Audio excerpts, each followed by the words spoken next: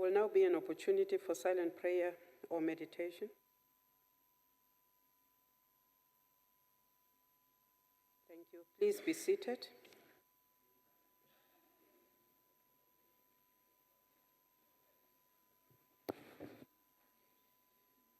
Honorable members, I have been informed that the WIPARI has agreed that there will be no notices of motions or motions without notice. Honorable members, you will all remember that the Honorable Kgosi Setlamorago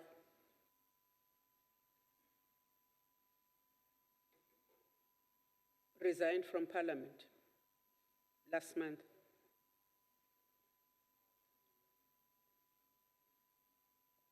We therefore had to get in touch with the Limpopo province to fill the vacancy which was left by the Kgosi.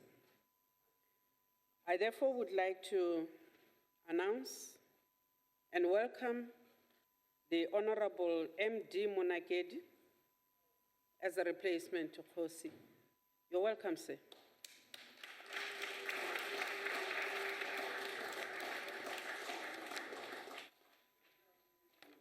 Honorable members, I would like to take this opportunity to welcome the Deputy President.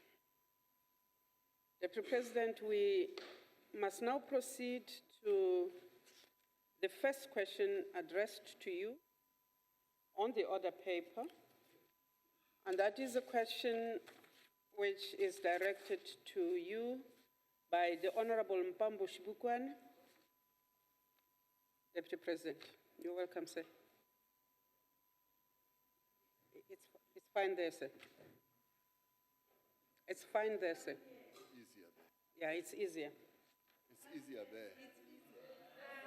Honorable Deputy President, address the House from the seat you are standing in. Okay. I want to Order.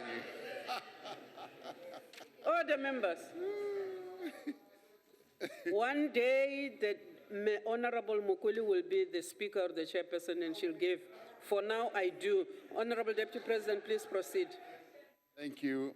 Thank you, Honorable Chairperson.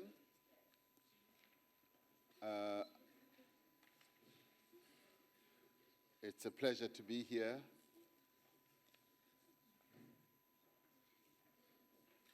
And maybe somebody will retrieve the water that they had put there for me at the usual place where you have made me accustomed to answering questions. So you got me to get used to being there.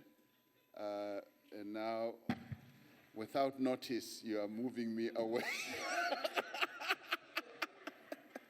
Deputy President, maybe we're trying to get another message across as this House to you. Oh, okay. That this House is actually not suited for this. Having a person addressing from there obstructs a lot of rules of Parliament. Oh. So, maybe. Okay, I get.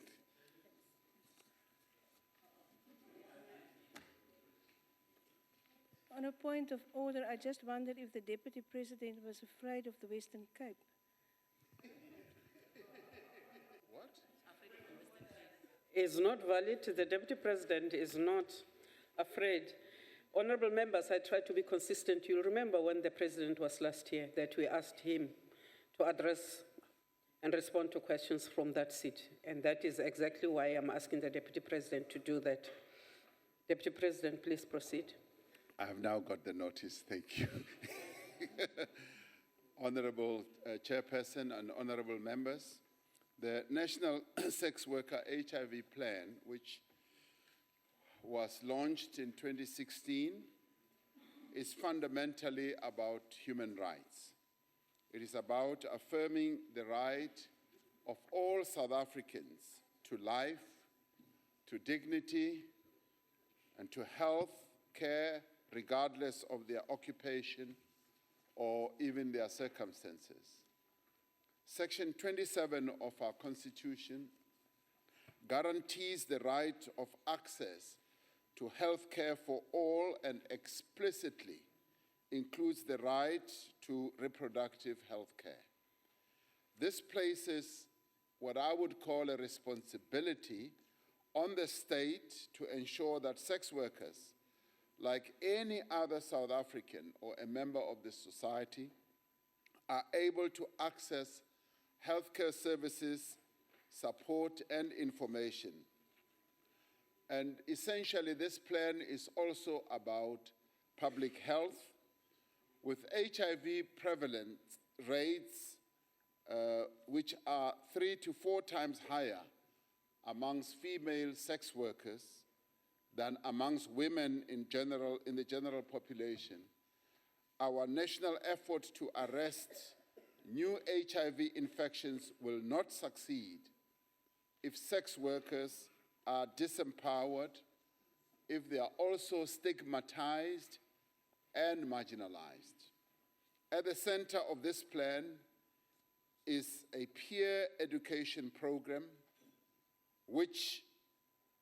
in which participates up to 1,000 peer educators who are going to be recruited to provide support as well as assistance to around 70,000 sex workers in our country over a 3-year period. This plan goes beyond the provision of targeted healthcare services.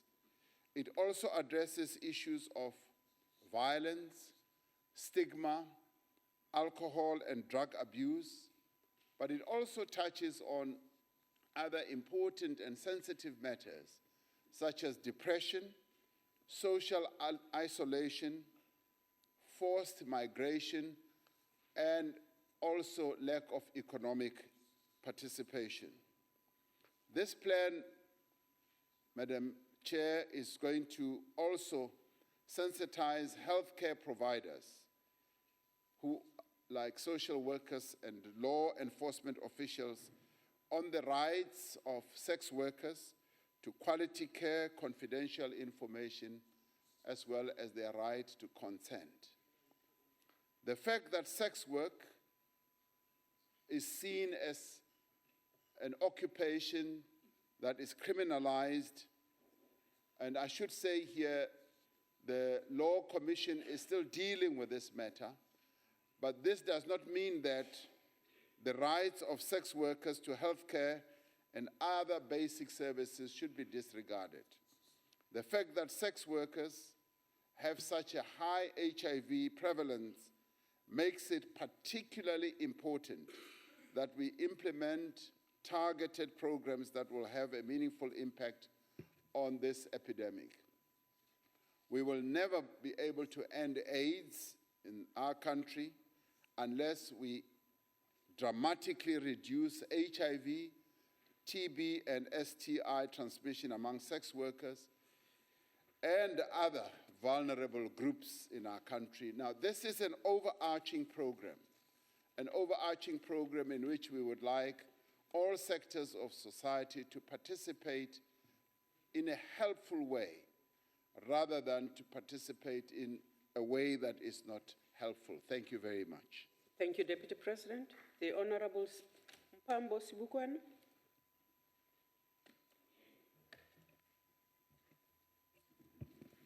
Thank you, Mhlali Ngaphambili. Thanks for the opportunity. Honorable Deputy President, it's good to hear what you're saying, and I think as per your answer, you've got your ducks on the row, but there's something that I want to ask you with regard to your answer. You pledged, Deputy President, to develop sound policies. That's one of your utterances when you were here last time, and pass progressive laws which promote the human rights of all at the launch of the National Sex Workers HIV Plan in early 2016. In that regard, I would like to know what progress, Honorable Deputy President, have you made in developing a legal framework in this regard that deals with the legal status of sex workers to ensure that our laws not just comply to the needs of them, but balance the rights of individuals and the needs of the society at large. I thank you. Thank you, ma'am. Deputy President? Thank you, Honorable Chairperson. Thank you very much, Honorable Member. As I said in my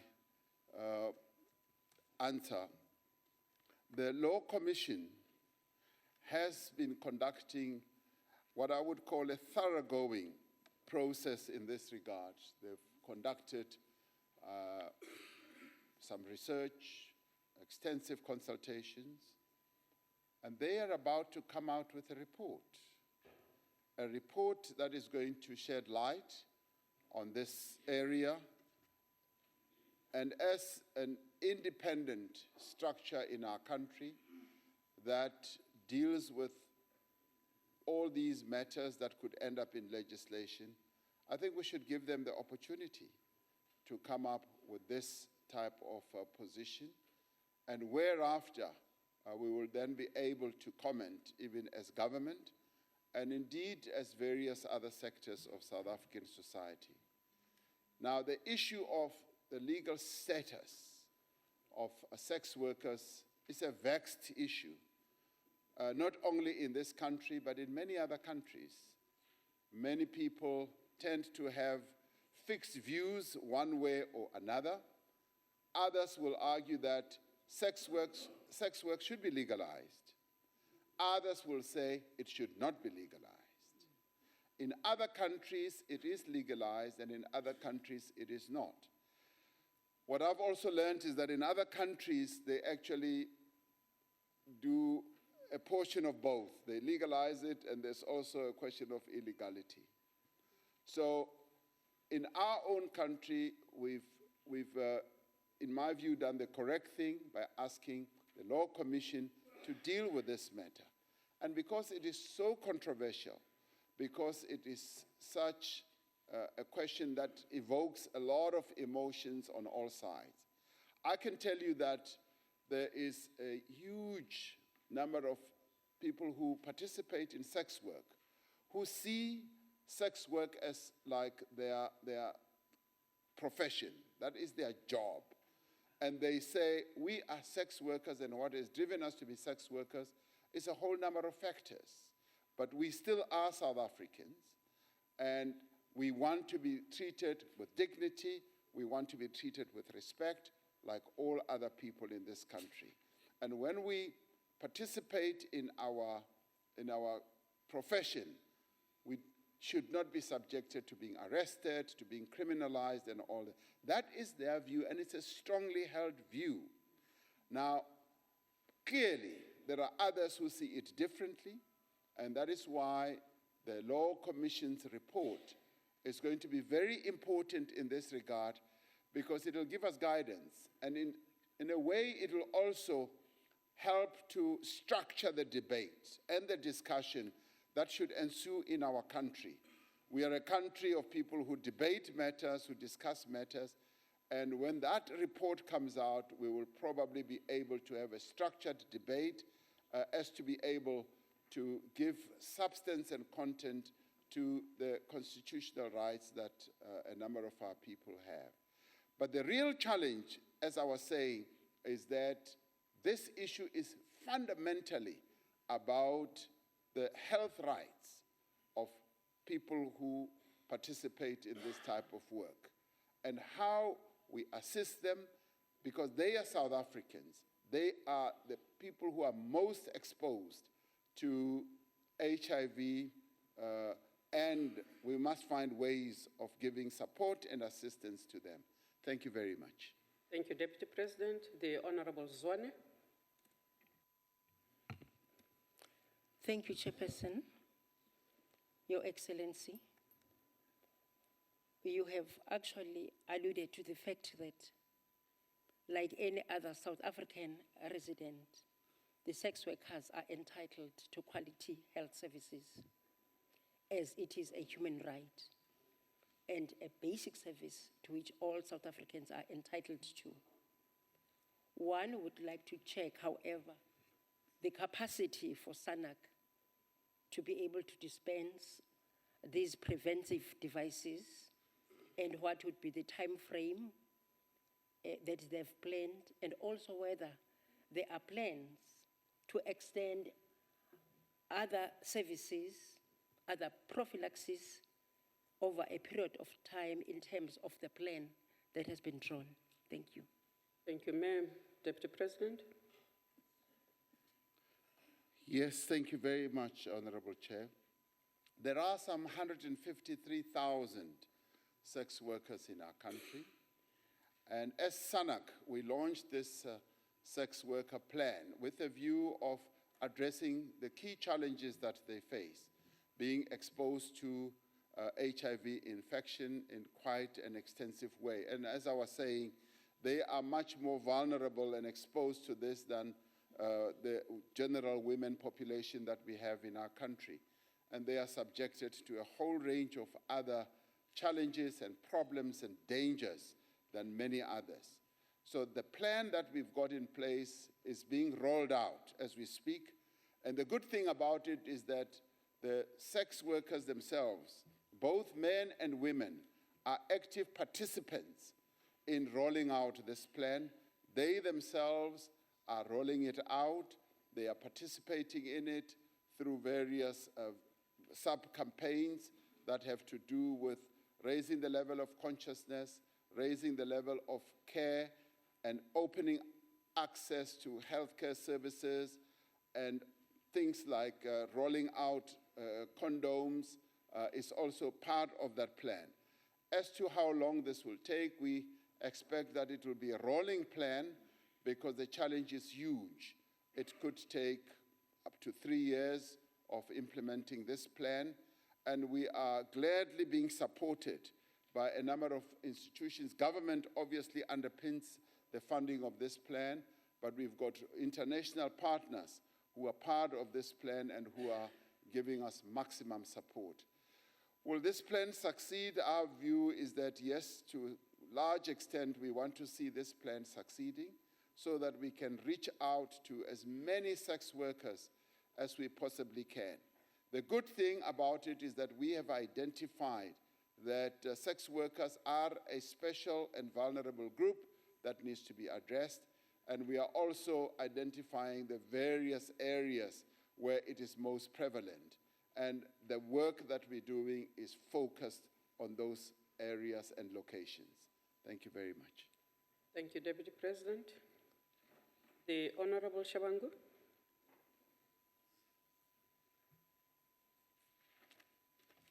Thank you, Chairperson. Deputy President, let me reiterate the fact that women are the most vulnerable sector of our society, and most are forced to extreme means to make a living because your government is unable or unwilling to create economic opportunities for our people. The criminalization of prostitution, therefore, is a criminalization of the most vulnerable sector of the society who have no other means of making a living. What specific action are you going to take to ensure that prostitution is discriminalized and that police who abuse sex workers are brought to book? Thank you. Deputy President. Thank you, sir. Honorable Chairperson and Honorable Member, I did say that the issue of addressing the legal status of the work that is done by sex workers is being addressed by the Law Commission. And I should also say that in the community of sex workers, the nomenclature or the language they use is that they do sex work and they don't call it prostitution. And that is what many people have become accustomed to refer to this category of work as sex work. Now, the issue of criminalization or decriminalization is being addressed and it's being dealt with. So we should wait for the Law Commission to deal with that aspect. But having said that, we should say that the program and the campaign that has been launched, seeing that you referred to the economic participation, also aims at seeing the extent to which we can get people who are participating in sex work to have a number of economic opportunities open to them. For some of them say they got involved in this type of work because they are poor, they don't have economic opportunities, and that's precisely what is being addressed, to see what avenues can be opened for not only them but all South Africans to participate in economic activity that can sustain their lives. But let me say once again, let us wait for the Law Commission to come out with a report so that we can see what type of legal status they should have. With regard to police officials abusing people who participate in sex work, I mean, clearly the issue of abuse by any government official, be it a police person or a civil servant, is something that cannot be countenanced. So if people have a sense or feel and they experience abuse by any government official, we would say there are avenues, there are ways in which those types of practices can be reported on, can be acted against, and we've got various good agencies that deal with these matters, and no South African should ever feel that they are being subjected to abuse by a government official or a police official. And indeed, the institutions that we have are robust, and they act very quickly against abuse of any sort by government officials or police officials. Thank you very much. Thank you, DP.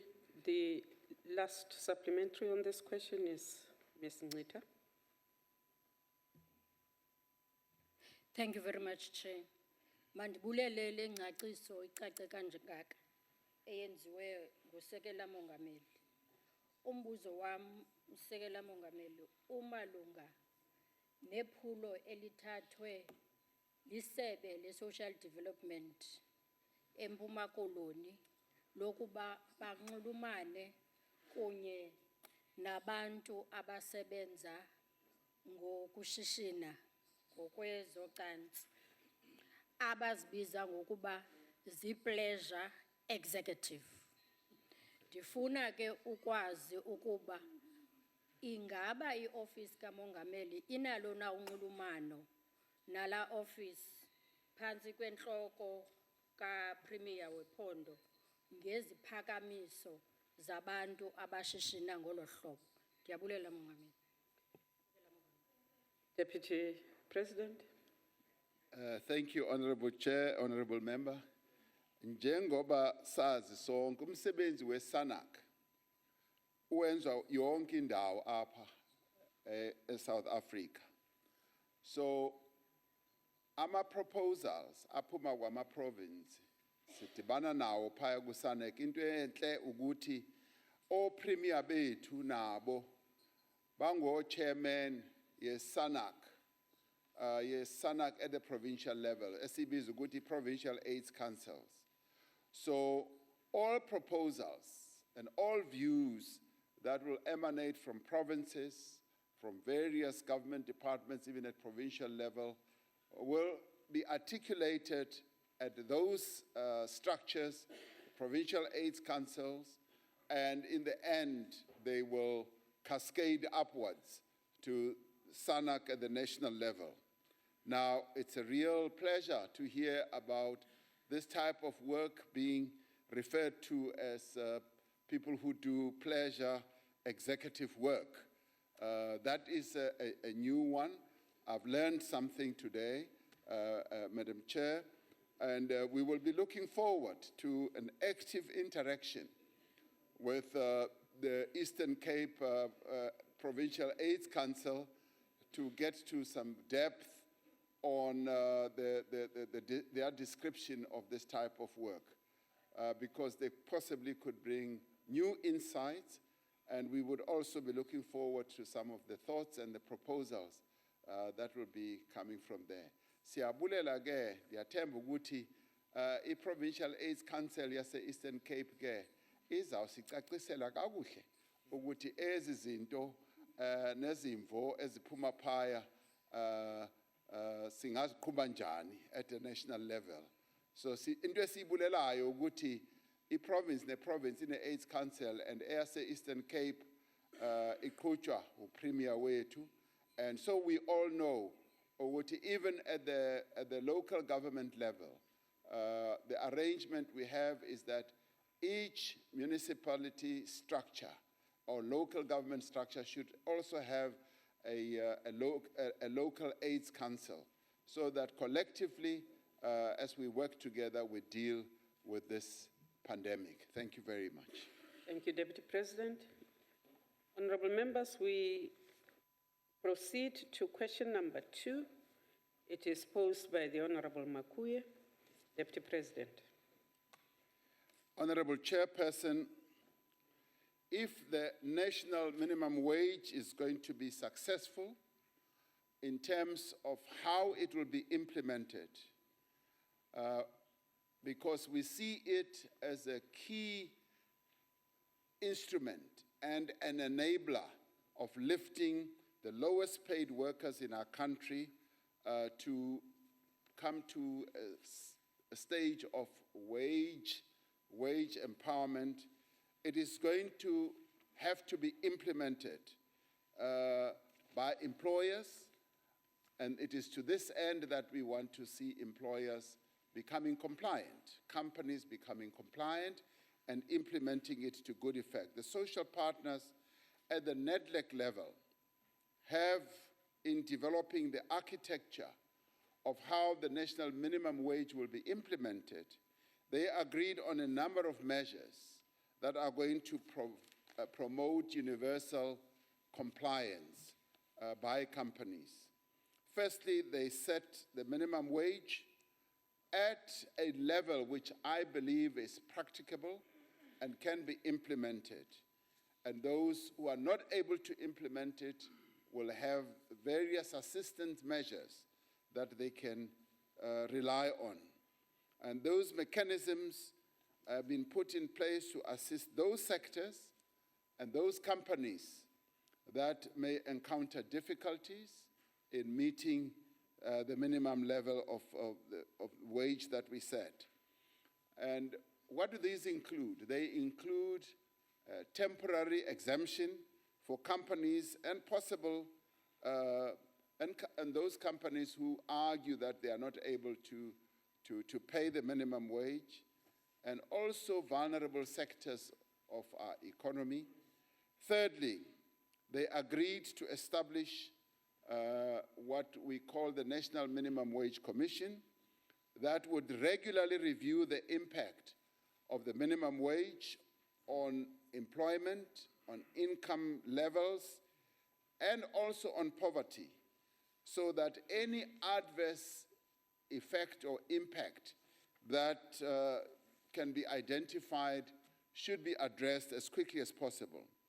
Fourthly, they also agreed that implementation would be accompanied by intensive advocacy campaign where we're going to raise the level of knowledge and understanding not only of employers but also of those who are supposed to enjoy this right, the working people themselves.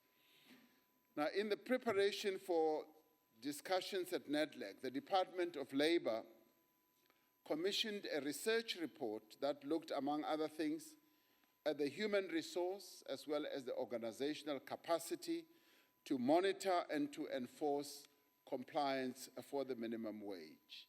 So a lot of work has been done by the Department of Labor, and may I say that they've been very proactive. They've been able to look into the future to see how best the minimum wage can be implemented and how to engender universal compliance.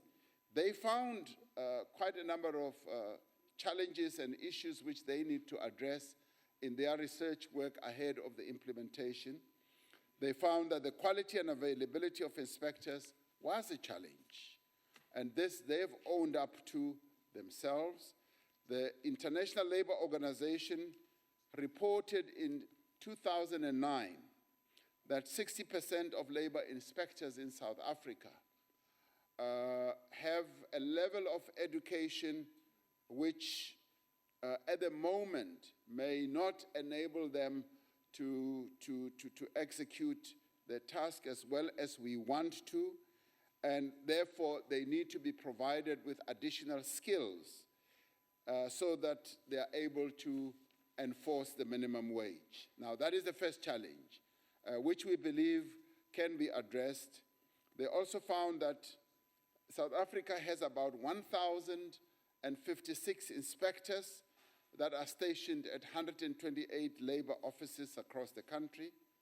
While this is sufficient by ILO standards, the distribution of these inspectors is skewed both regionally and sectorally.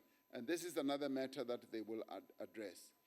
And they also found that the lack of awareness of the existing minimum wages results in violations. And let's remember, Madam Chair, that we have a number of minimum wages that have been set up through sectoral determinations. Now, the level of understanding is a little bit low, and hence the campaign that we're now going to launch. And they also found that enforcement of a single wage mechanism instead of current sectoral determinations, which would be much more effective. Because in the end, we're going to end up with one. With time, it will just be one minimum wage, and therefore inspectors will now only be implementing one or enforcing compliance around one minimum wage rather than a plethora of them. The agreement that was reached by social partners will now be encoded into a national minimum wage law, which will finally come to the NCOP as well. The further engagements that are going to be happening between the parties at NEDLEC level will be seeing how best we can tighten up the enforcement. We are confident that the commitment shown by both business and labor, as well as community members, to effective implementation of the minimum wage will have a significant level of increasing compliance. I have no doubt in my mind that employers who were represented, by the way, by key and very important employer organizations are going to be able to get the information and participate in the information campaign that we are going to unfold, or we are going to start spreading around, and they will, in the end, do self-compliance. They will, in the end, be implementing the national minimum wage as effectively as we expect it to be. Thank you very much. Thank you, Deputy President. Mr. Makuye, the Honorable. Thank you, Chairperson, for this opportunity to engage with the Deputy President on something that is close to the hearts of many of us who are concerned about poverty in the country. I looked at the report that comes from NEDLEC, and on point 21 in this report, I note with appreciation the establishment of a National Minimum Wage Commission, which is in line with the Competitions Act, particularly Section 19 and 14, and also your assertion that the National Minimum Wage Law would come to this House. We also note Section 7.5 of that report that's talking about an independent authority to monitor impact and to adjust. Then you are referred to a National Minimum Wage Expert Panel, or the report refers to that. Now, our question, obviously, as a government accountable to these people, would be to hear from you, the Deputy President, Chairperson, what is the progress that has been made vis-à-vis the establishment of this panel of experts, precisely because we are deeply concerned about the efficiency and effectiveness of the inspectors on their own to ensure compliance compliance is important for us, and we'd want to get certainty that indeed the panel. Thank you, Chair. Thank you, sir. Deputy President? Thank you, Madam Chair. The panel of experts is in part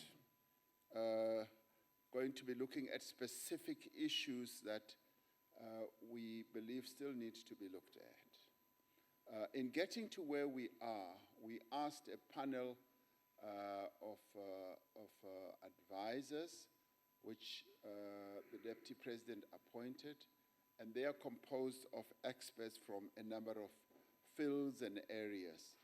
And in many ways, they helped us get where we got to. Whereas a number of members kept complaining that when are we going to finalize the national minimum wage? That panel assisted us a great deal to get to that point. And delivery was done within 2 years rather than within the 8 years that it took other countries in the world like Germany. Now, that panel of expert advisors has also now been asked, Madam Chair, to look very closely at a specific number of issues. Some of these are going to be on the minimum number of hours people will need to work before, so that they can get the minimum wage that we've agreed at, which is at 20 Rand an hour. They are also going to be able to look at a number of other issues. Now, the department itself has presented a preliminary report, and they will also present a further report which will enable the National Minimum Wage Commission to arrive at a plan of implementation and also be able to scrutinize it to see the extent to which it is effective. Now, what we can take comfort from is that we have taken care to set up a number of structures that are going to assist us in enforcing and engendering compliance on the national minimum wage. This is such an important area, or is going to be such an important area of South African life, because it involves the earnings of ordinary people, many of whom have been earning way below the 20 Rand an hour level. It is so important that we can't just leave it to chance. We're going to ensure that implementation and compliance is rigorous, it's robust, and it's carefully managed. And so therefore, we're going to be making sure that we get advice from all quarters. The department itself is gearing itself up to implement this huge task, this national minimum wage, which, as you will have heard, is going to benefit 6.6 million workers in our country. So compliance across a number of sectors is therefore going to be critical and key in all this. So the National Minimum Wage Commission will be busy with that, the department itself, as well as the experts that are going to be engaged in all this, and NEDLEC itself is going to be monitoring the implementation of this. And I would guess that various other structures, including Parliament, will need to focus attention on the implementation of this. So in the end, what we are saying to employers is that there isn't going to be any place to hide from implementing the national minimum wage. And we will not countenance the lack of compliance by employers, because it's very important, it's very key, it's a process that is going to lift the earnings of a number of our people. So we will want to see compliance of this, and we're going to ensure that it is complied with. Thank you very much. Thank you very much. The Honorable Julius. Thank you, Chairperson. Deputy President, you know, there's public opinion out there that sometimes you always dodge answers or fail to give concrete answers. They say that You know, you speak English, but there are no facts coming out. They want to hear Honorable Julius, pronouncements please from you. get closer to your mic. They want to hear pronouncements from you, Deputy President. They want you to take a stronger stance, to give principled answers, you know, and not just in the middle, somewhat vague. I just thought I'd let you know about this public opinion that's out there. But, Deputy President, Honorable Makwe also asked about the labor inspectors. And in his follow-up, he also asked about the labor inspectors, but I didn't hear it from you. So my question will be that, you know, the enforcement of compliance with the national minimum wage is a huge challenge in our country, and you also mentioned it as being a bit skewed in the country. We are sufficient according to that, but it's a bit skewed. We have a challenge in terms of inspectors in our country. And the scientific research that's referred to in this question by Honorable Makwe also proposed revision of the inspection as well as the quality and quantity of labor inspectors. So are there any plans in place to review the inspection and enforcement procedures to improve the quality and quantity of labor inspectors? Thank you, Chair. Thank you, sir. Deputy President. I will seek once again to answer this question directly as I did. Now, when you say that, you are now going to invite me to answer it in isiXhosa. Xa sendizayiphendula ngesiXhosa andazi ukuthi uzandiva na. Kodwa ke mhlawumbe izakuxaka. Let me try it in English then. I did allude to the fact that when the Department of Labor started doing its own research, it realized that we are going to have a challenge when it comes to the inspectorate. But that is a strength in itself, because the department immediately realized that we are going to have a challenge and we are going to, in a way, try and retool and further empower our inspectors.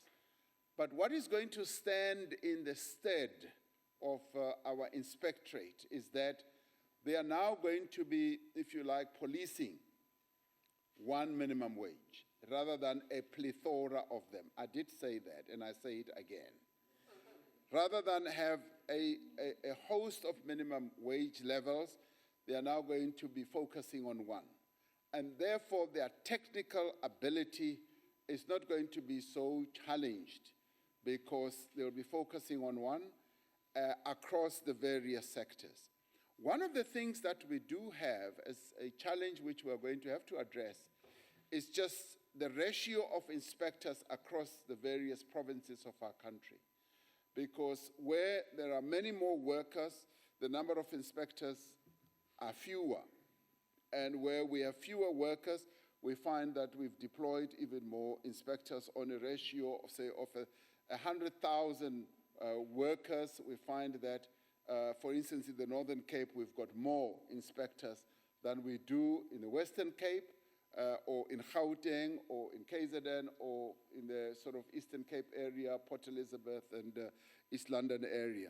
So we are going to have to address that and increase the inspectorate and make the inspectorate much more rigorous. Yes, indeed, their technical ability is also going to be improved, and improving that is not going to be so difficult. And in the end, they are going to take this task on quite vigorously because it's one minimum wage, as I said, but at the same time, they are going to be imbued with the determination to ensure that the minimum wage is enforced because it is going to lead to the improvement of life of more than 6 million workers in our country. And this is how we expect our civil servants to behave, to put our people first, but Tupili principle is going to apply. And therefore, much as there are challenges, we are already looking forward to how these challenges can be resolved and how they can be addressed. And I cannot be more direct than this. And this is as direct as anyone who you could have asked this question to be. Thank you very much. Thank you, Deputy President. The Honorable Ntebe. Thank you, Chair. Deputy President, I think you appreciate the emphasis on the compliance issue, which is, I mean, the issue of the 40 hours vis-a-vis 45-hour working week, the issue of compliance in terms of the sectoral determination has always been a thorny issue. And the issue of universal access vis-a-vis universal compliance then becomes important. In this case, you have correctly identified that advocacy might be one of the tools that might assist. Is this advocacy campaign going to take a mold of the stakeholder involvement in the manner that you've been able to do? Because we have seen that over the period, you've been able to have this in a better direction because all stakeholders were there to find each other in the process. Is this advocacy campaign going to take the same mold? That's my question. Thank you, Chair. Deputy President. Thank you, Madam Chair. Yes, the challenges on compliance are recognized. And the ILO, the International Labour Organization, has been very helpful in giving an analysis of our current status. And out of that analysis, we've been able to see our own weaknesses as a country, and the Department of Labor has owned up to these. Now, this inevitably is going to lead us to being able to address these weaknesses, and we are going to be focusing more on the compliance, and hence, having negotiated this, and this is the strength of this. This is not an end product which is just being imposed on industry and everyone and labor by government. It is a commonly and jointly agreed consensus which all participants, particularly the employers, are now going to own and make sure that they propagate amongst their own members. So the employer organizations that participated actively in this are going to be doing precisely that. But to overlay on top of that, as government, we are going to commence an extensive campaign, as you correctly say, of spreading information, of engaging. So it's not going to be just spreading information, but it is also going to be engagement of employers, of workers in various parts of the country. And it is a campaign which a number of us are going to participate in, including people like myself, the minister, deputy minister, and many others. Obviously, we're not going to be able to go to all four corners of the country, but we're going to go to as many areas, and the minister will soon be commencing this, to as many areas as possible, to consult with people, to spread the information and to have discussions, and also to deal with some of the challenges that various stakeholders in this working sector have been experiencing. So there's going to be active participation, active engagement in addressing this issue because, as you correctly say, compliance has always been a big challenge when it comes to implementing even the current wage determinations that the Department of Labor always comes up with. Thank you very much. Thank you, Deputy President. The Honorable Mukwele. Ke a go leboga modulasetilo. Motlatsa mopresidente, ke a leboga gore o bile wa netefatsa gore kgang ya minimum wage ya diragala le ga gone se o tlileng ka sone e se ope mo Afrika Borwa ntleng ga ANC a neng a se solofetse. Motlatsa mopresidente, potso ya ka mo go wena ke gore jaaka o le motlatsa mopresidente o ka se kgone go phela ka bonnye ba di ranta tse 350 ka jara. Mme o bona gore batho ba rona ba bantsho ba ka phela botoka ka madi ao. Goreng jaaka moeteledipele o sa tsaya maikano a gago go netefatsa gore rona maloko a palamente le maloko a diprovince le di masepala jaaka bo mayor di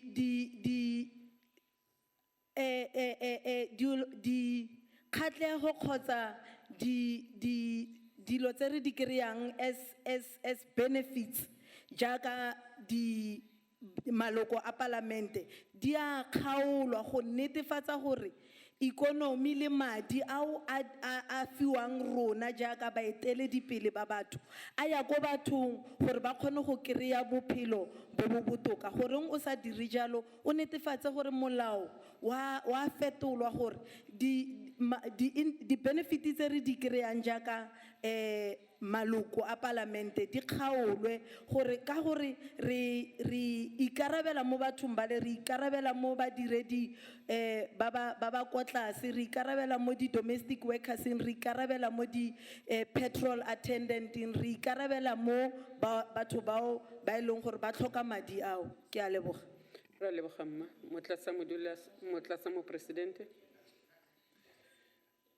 Honorable Chairperson, ke rata go leboga thata puo e tlhagiswang kapo ke repotso e tlhagiswang ke Honorable Mokwele.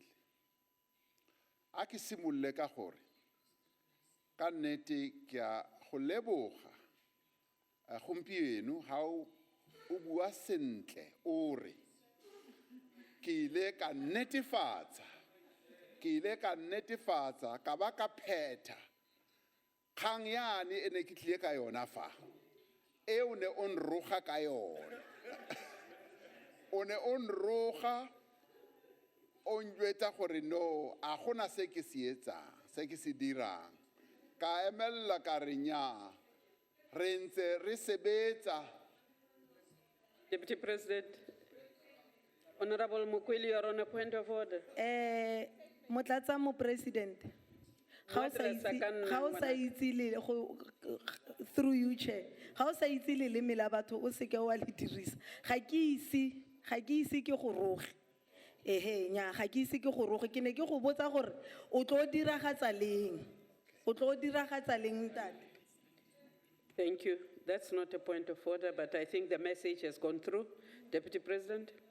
Nya ke a leboga gore a wan roga gore magare ga me le wena go ntse go na le tlhompho e tshwantseng gore e be teng mo ntlheng ena e o intshang ya gore go ka ba bjang gore rona re le ditho tsa palamente re le maloko a palamente gore moputso wa rona o iswe ko tlase gore ditšhelete tse dintse re di kry-ang di fiwe batho eo e tshwanetse re thage mo rona re le maloko a palamente a se ntho e ka etswang ke mmuso hela e tshwanetse gore e etswe ke palamente ke yone e tshwanetseng gore e re nya rona tšhelete e re kry-ang re kopa gore e theulwe e ye ko tlase so e tla batla gore e tswe e le proposal mo parlamenteng e kaofela yona gore batho ba re no a re theole moputso empa let me go back to the issue that you were raising, Honorable Mokwele, and make it clear that the minimum wage that was finally agreed to is not a living wage. It is not a living wage because a living wage is far above the minimum wage. And it is a matter which organized labor in our country has been fighting for. And that struggle and that fight will carry on because the national minimum wage is not a living wage. And indeed, we are not expecting that many of our people are now going to say that we have achieved what can give us a decent life. That cannot be the case. It is a wage below which we are saying no worker should earn. And many people see it as a start, a very good start. Obviously, everyone would have wanted to earn far above that, would have wanted a minimum wage that is far above that. But at the same time, we needed to create and have a balance between wage inequality as well as ensuring that the minimum wage that will be paid will not result in job losses. Now, the danger that we faced in pegging the minimum wage at a high level was that a number of businesses would have retrenched our people. They would have shed jobs, and we concluded that our objective is not to get people to lose jobs. Our critical and important objective is to ensure that we deal with wage inequality and have a start somewhere. Now, this minimum wage is going to be increased on an ongoing basis through the activities and the work of the National Minimum Wage Commission.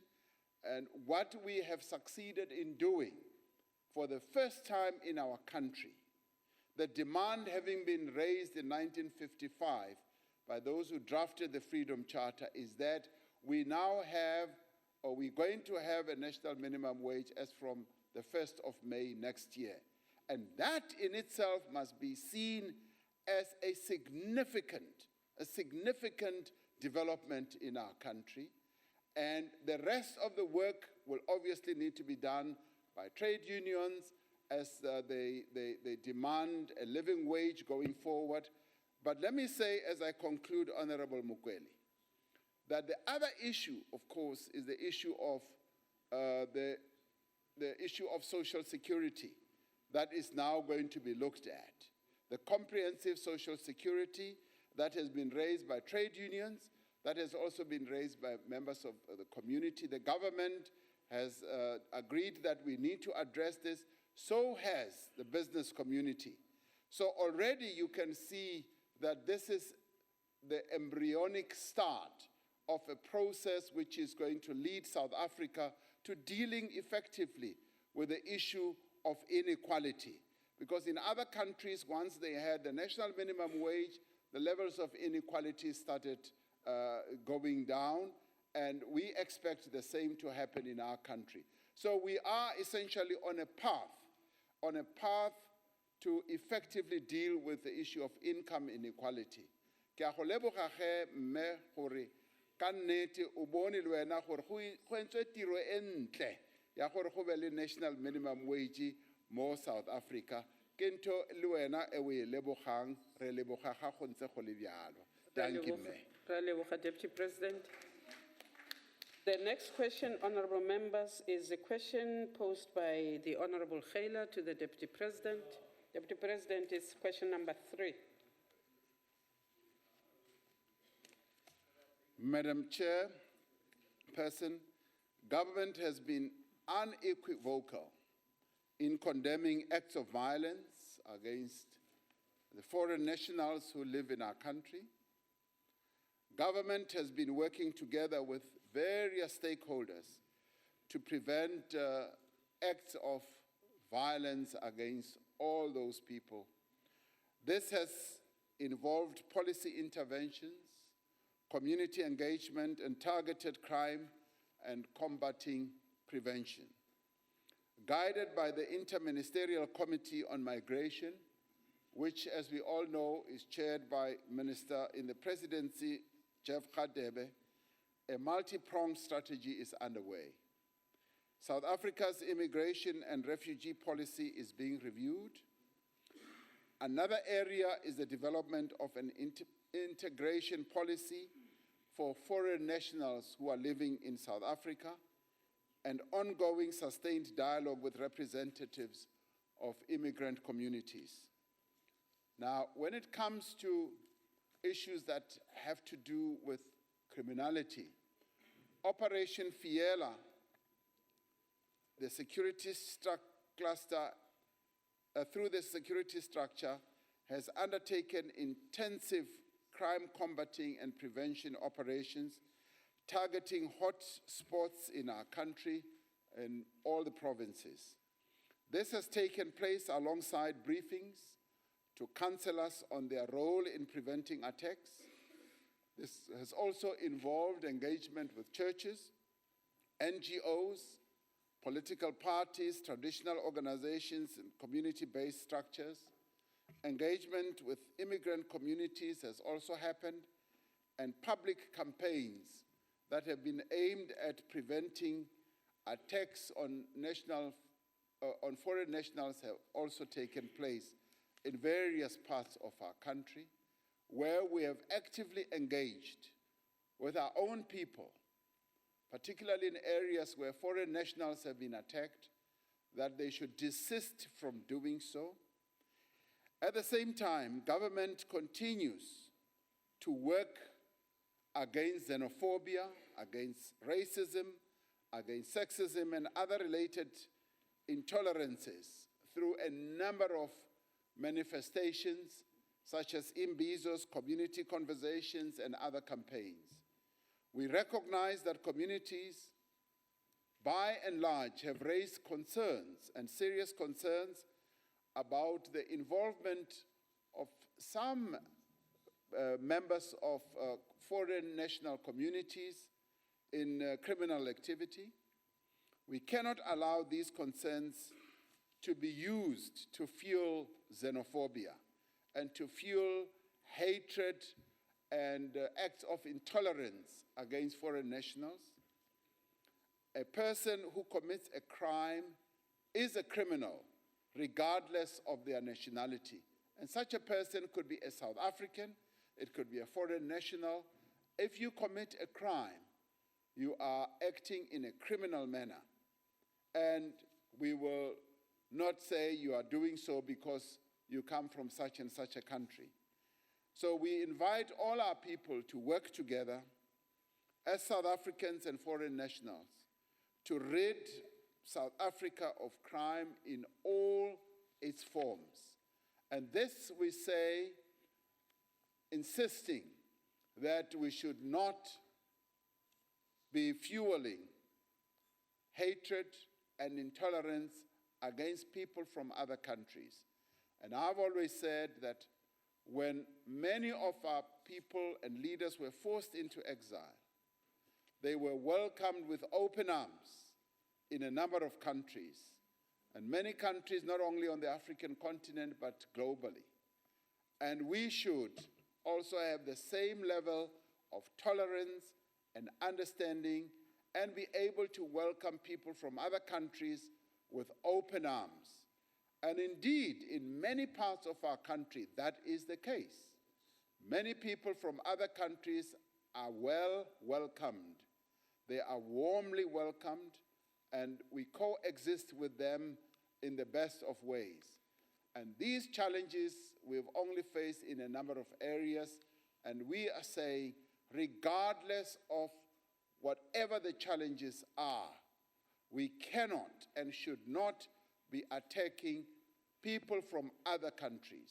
We should look at them as our brothers and sisters, and if there are problems, as there will always be in life, we need to find ways in which we can solve those problems, and we've got a plethora of institutions that are well geared to enabling us to solve these challenges. And they range from the South African Police, the Human Rights Commission, and a whole range of others which we can engage to address these types of problems. So the call is to all of us, both foreign nationals and South Africans, that we should live in harmony and be tolerant of one another regardless of where we come from. Thank you very much. Thank you, Deputy President. The Honorable Khaila.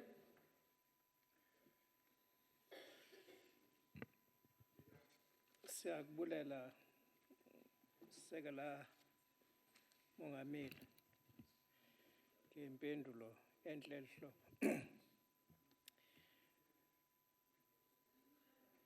Deputy President, as a country, we have emerged from a struggle that ushered in a constitution that ensures that universal rights are applicable to all human beings globally.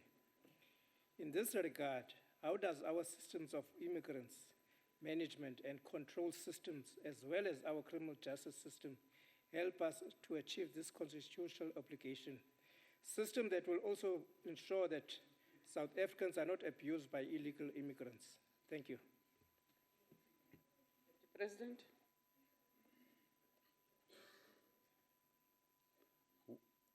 Madam Chairperson, we have a number of systems, practices as well, that should enable us to treat all our people, but particularly people from foreign countries, very well in our country.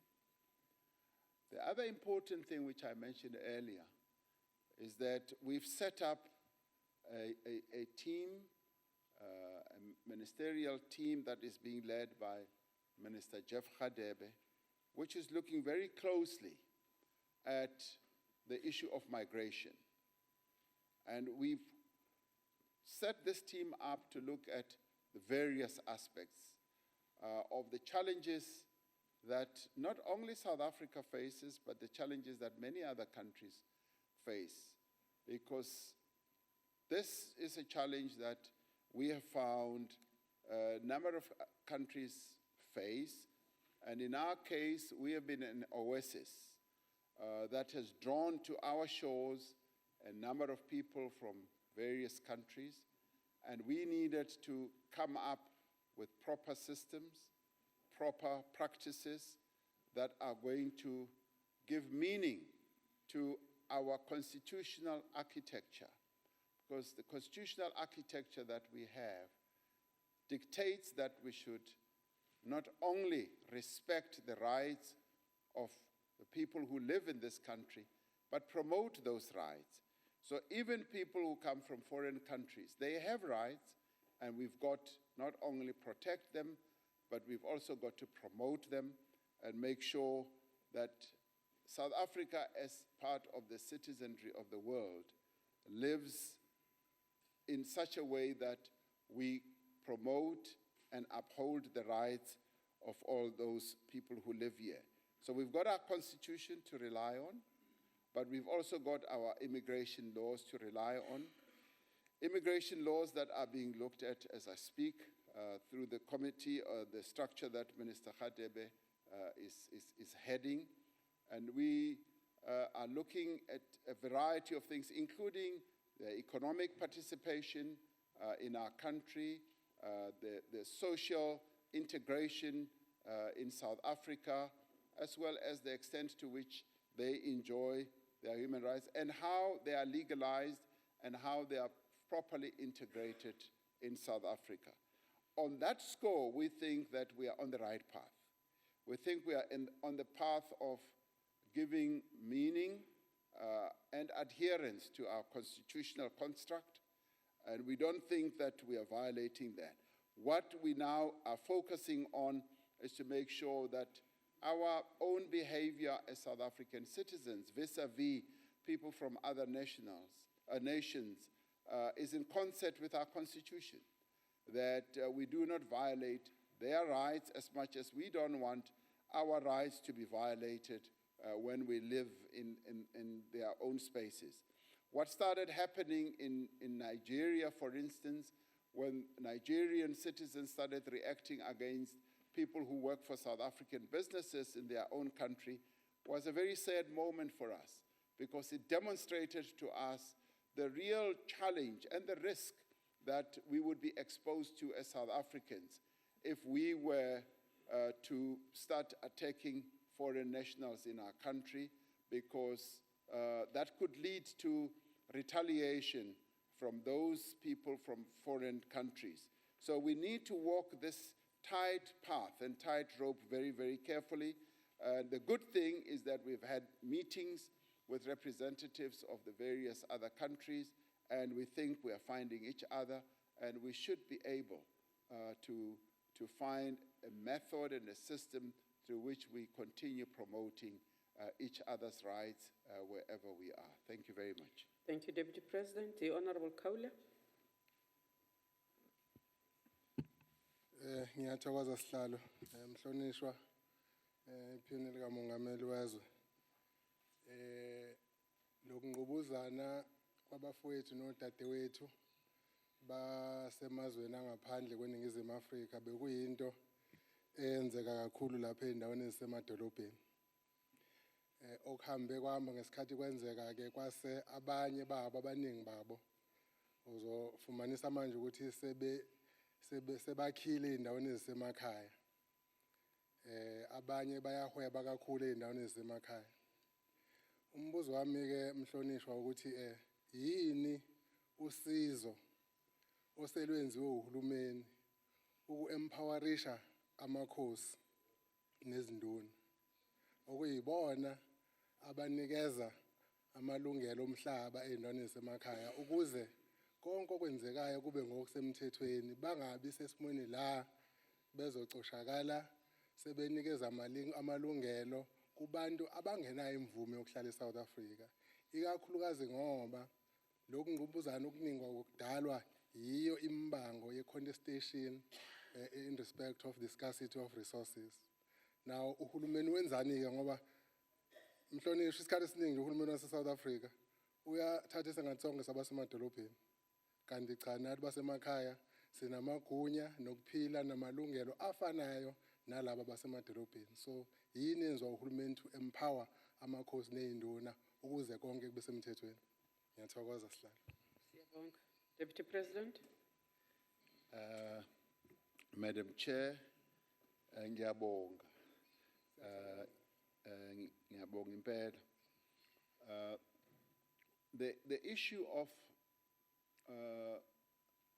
how we interface with our traditional leaders, the natural leaders of our people in various parts of the country, is a matter that the government takes very seriously because traditional leaders play a very important role in the governance, the broader and general governance of our country, and their needs therefore need to be addressed as we address the needs of all South Africans.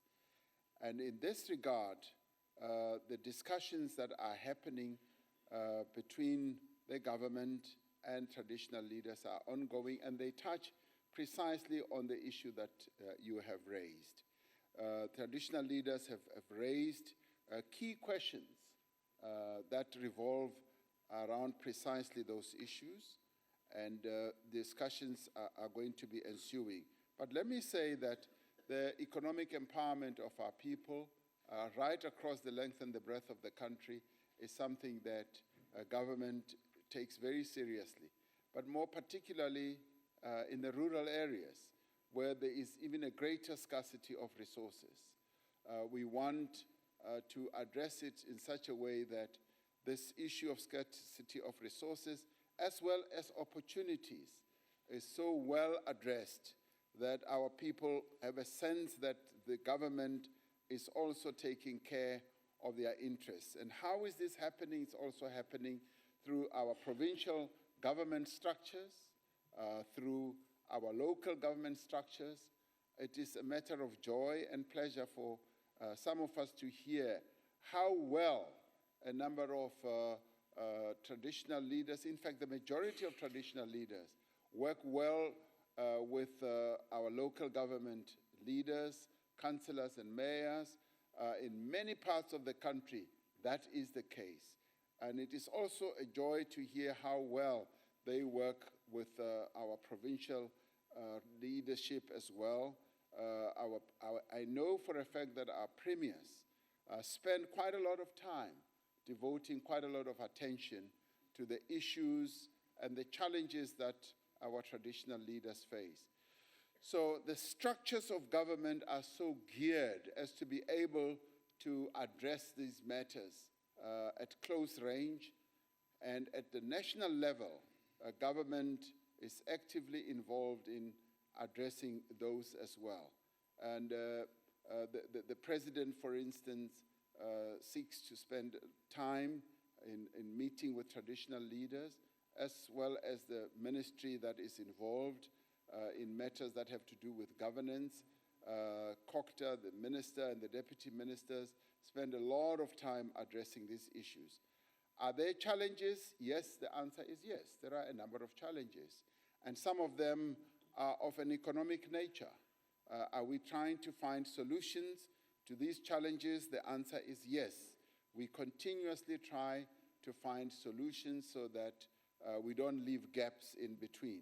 So my answer to you is there's active participation in addressing a number of those challenges. Thank you, Madam Chair.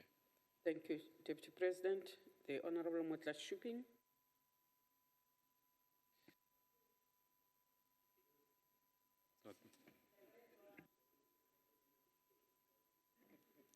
No, thanks, Honorable Chair, Deputy President.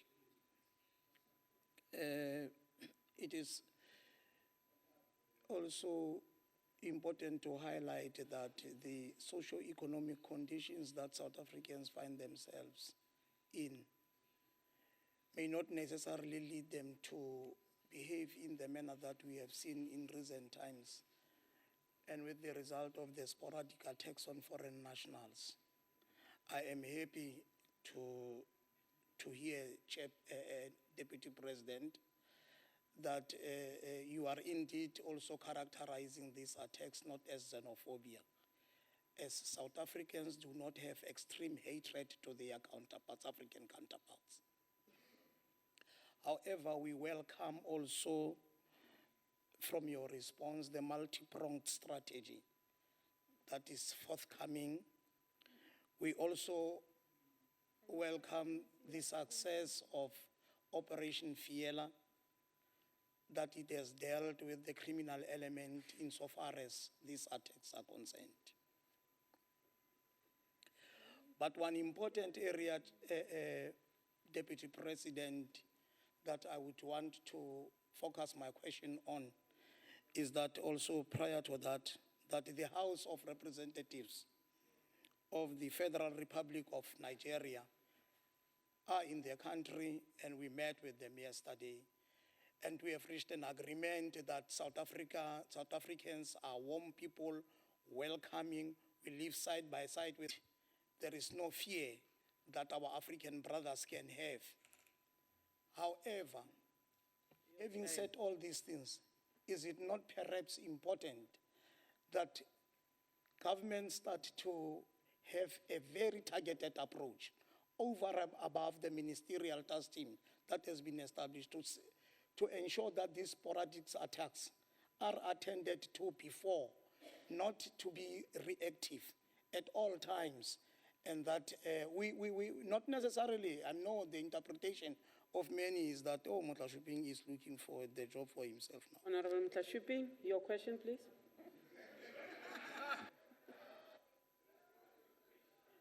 Deputy President.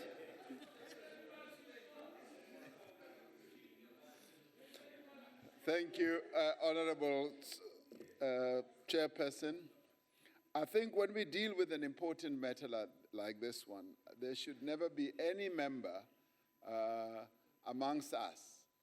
As we are all leaders, there should never be anyone amongst us who should ever think that by coming up with solutions, they are looking for a job for themselves.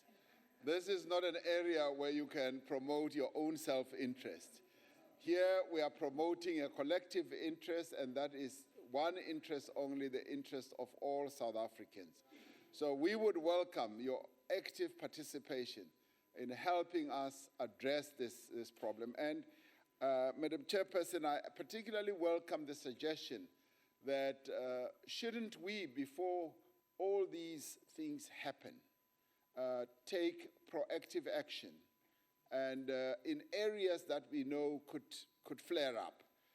Shouldn't we be coming up with strategies and indeed tactics of finding ways of being forward, dealing with challenges that we can see are beginning to simmer? This was particularly well articulated by one of the premiers of our country in another area in our country, who said, this matter requires proaction. It requires that we should see where we need to do real engagement work engagement work amongst our own people as well as foreign nationals. Because as you correctly say, inherently, South Africans are not xenophobic. We do not have an inbuilt or a natural hatred against other people. We've always seen our country as a country that is welcoming to all people from various parts of the world. And that is the general DNA that our country has. This is how we are made up as South Africans. We are warm, we are welcoming, and we are therefore, as Madiba once said, nobody is born hating one other person. To hate somebody, you've got to be taught.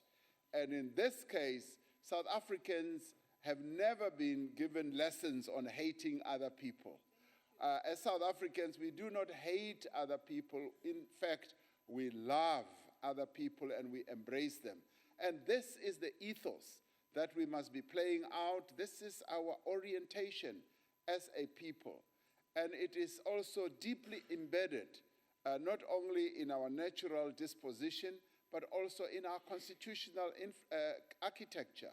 We have that in our constitution, to be open, to be welcoming, and to respect the rights of other people and to be tolerant. And that is what makes us who we are, South Africans. Thank you very much. Thank you, Deputy President. The Honorable Makashule Ghana. Makhensa mutshamaxitulu ku va nyikiwa nkarhinyana lowu ku ni ta kota ku vutisa xivutiso ka xandla xa president. Deputy President, you will agree that xenophobia, given where we come from as a country, these attacks on foreign nationals, it's a complete low point for us as a country. You know, one of the things that you said, and I keep hearing this over and over again, whenever there's an issue happening in government in this country, this government that you are part of always prescribe an interministerial team. You know, it's not the first time that foreign nationals are attacked in South Africa. And every time this government that you are part of always comes and say, we'll institute an interministerial team, but the recommendations are never implemented. Even when there was an ad hoc committee on probing the violence against foreign nationals, we just keep piling these recommendations. So what makes you believe that this interministerial team that Minister Khadebe is supposedly to head will deliver different results? Because in 2015, your government said there will be interministerial teams and there was no result. And I want to check with you, Deputy President, whether the statement that was made yesterday by the ANC Youth League in KZN, that there must be a big wall that is built between KZN and Mozambique, whether you support such kind of statements that has been made by the ANC Youth League. That, as I said, Order, members. Chairperson, I might be a special guest, but members don't have to howl when I speak. So I want to check, as I said, Order. Deputy President, Order. do you support? Honorable Makashule Ghana, you are given 2 minutes. In that 2 minutes, you make your motivation and you ask your supplementary question arising from the response of whoever you have put a question to. So you should have confined yourself to that. All right, Your question, please. Order, members, your question, please. Thanks, Chairperson Akenzashnen. The statement of the ANC Youth League is linked to this because we are talking about attack on foreign nationals. Do you support the building of a wall between South Africa and Mozambique? Thank you, sir. Chairperson. Thank you, sir. Deputy President, order, members, order. Honorable Makashule Ghana is our special delegate from Gauteng. It is, unfortunately, his first time he is putting a question since I have been here. He has put a number of questions to you. You are at liberty to answer whichever you choose. That is the privilege we will grant you, Honorable Ghana, for being a maiden in the House. Thank you, Order. Honorable Chairperson. Honorable Chairperson, tatana gana akenza swinene. Amamkela futhi ku ri mi fike la parliament ni toba kuno hi siku ra n'wina ra ku sungula. So amamkela. With regard to, the various questions that you have raised, when the government sets up these interministerial committees, the real objective is to bring people together, people who would otherwise be working in silos, in different areas of work. Now, when you bring various ministries together, you are breaking down those silos and saying, we want you to work together on a specific issue. And in doing so, you are then able to bring to bear greater wisdom, greater participation, greater talent, and I couldn't agree with you. Ninge pfumeli tatani Ghana kuri. The interministerial committee leti ingati aka kusungula ka mhaka leyi ati zangi ti tirha. Ti tirhile. For instance, if you look at the way in which in the past we've been able to curb and to douse down the flames of these attacks that were being launched against people from foreign countries. This happened because of these types of structures, particularly this one. It was able to get our people in various formations to work together, to cooperate at community level, faith-based organizations, the police and various other structures worked together and to resolve these problems. Now, clearly, as they say, how much of the mountain you see depends on where you are standing. Now, if you are standing in a place where you only see a little bit of the mountain, that's all you will ever see. Now, we often say, position yourself at a place where you can see the whole of the mountain. Because when you do, that's when you will see that real work is happening. Because the team that is being led by Minister Jeff Radebe is really, really coming up with innovative solutions that also involve a number of other people from the various national groupings as well. So that is happening. Now, the issue that you raise more sharply about whether we support the building of the wall between Mozambique and KZN, we are a nation that does not build walls. We do not believe in building walls. And that defines who we are. We are South Africans and we do not subscribe to the building of walls. And we say South Africa is an open country, and when people come here, we must deal with them with dignity, with respect, within the parameters of our constitution, and also within the parameters of our own values. We've adopted a set of values that enables us and that arms us to deal correctly with people from other nations. So we will never subscribe to building walls. And besides, we don't have the money to build walls. Thank you very much. Thank you, Deputy President. Honorable members, we go to question number 4.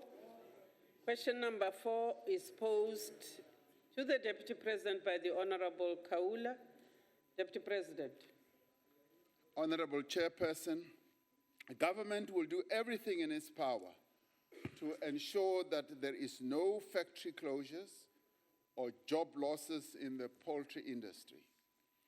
Within the provisions of the World Trade Organization's rules and South Africa's trade agreement, South Africa will vigorously deploy trade measures to protect our poultry industry from dumping and unfair trade practices.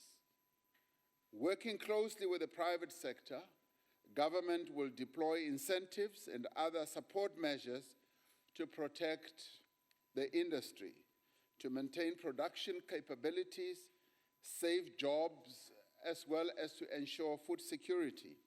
In short, South Africa will vigorously defend this industry against dumping and unfair trade practices. Government has established 2 task teams to urgently address the situation within the South African poultry industry. The first is a government task team, while the second is a much broader task team that includes representatives from government, from business, as well as from labor. The partners are working in close collaboration on this matter, particularly on the program to address the complex and multiple challenges that are facing the domestic poultry industry. It is critical that South Africa preserves its production capacity across the entire poultry value chain. This is, in our view, important because poultry products are a critical source of protein for the majority of our people, and the industry is also a very, very important employer in our economy. The task teams, Madam Chairperson, are therefore developing an economic analysis of the existing situation across the entire value chain, from upstream with regard to feedstock production, to poultry production and the value addition through the retail and logistic sectors. They are also developing a plan of action to support the industry, encompassing a range of supply and demand side initiatives and measures. Areas that are under consideration include a range of trade measures to support the industry within the rules of the WTO and our own trade agreements in this regard. Industrial financing and incentive measures to support the industry with a range of reciprocal conditions, including transformation, labor retention, as well as investment. Now, the other area is to look at the measures that will lower the cost of inputs and raise competitiveness. Because as we all know, the poultry industry is a global industry, and it is hugely competitive. And other countries are well endowed with processes such as lower input costs or production costs, and in our case, these tend to go up a little bit. We're also looking at measures to raise aggregate demand through localization of public procurement and a stronger collaborative export process. The task team is also engaging with a wider range of stakeholders to ensure that the views and interests of all stakeholders are going to be adequately addressed in this matter. Now, significant progress, Madam Chairperson, has been made by the task team, and government will make further announcements in this regard. And just to say to those who tend to want to dismiss the establishment of these task teams, like Honorable Ghana there, I must say that they work. And in this regard, the products and the results of a task team like this are going to be made evident in due time, because government in working never wants to work in a dictatorial manner. It wants to work in an all-inclusive manner, in a cooperative and collaborative manner, by engaging as many people as possible. We are one of the most unique governments in the world in the way that we exercise governance through consultation, collaboration, and inclusive interaction on a number of issues. And if you can think and sit back and think about how this government goes about doing things, you'll find that in the main, we underpin everything we do through deep collaboration, where we get the views from many people. In this poultry industry, the joy that the employers are having is that they're engaging with government and labor as well. And so in this regard, the task team will soon come up with what I believe will be good results to secure the future of our poultry industry. Thank you very much. Thank you, Deputy President. The Honorable Kaula. Thank you, Honorable Chairperson. Honorable Deputy President, thank you very much. It seems the wheels of your government, Honorable Deputy President, are turning very slow, and the wheels of your task teams are really turning very slow. This is not a new problem. This is a problem which started when South Africa relaxed measures to accommodate the signing of AGOA, somewhere 2014, 2015, and this problem started. Already at the beginning of this year, it was estimated that before the end of the first term of the year, 6,000 jobs in the industry would already have been lost. At the beginning of the year, in Hammersdale, Rainbow Chicken already retrenched 1,250 employees. In Limpopo, the poultry industry at the beginning of the year retrenched 1,000 employees. At the beginning of this year, there was a march, a joint march by both FAO and SAPA, South African Poultry Industry, to alert government to these issues. And there are also issues pertaining to health hazards. It is said that, it is reported that the chicken from America, by the time it reaches South African markets, it is six weeks older than the locally produced chicken. So it's not just issues of losing jobs, there are also issues of health. There are also knock-on effects in that the maize in South Africa, it's estimated that half of it is bought by the people who are in the poultry industry. So if people lose jobs, if factories close down, there's a lot that is going to happen.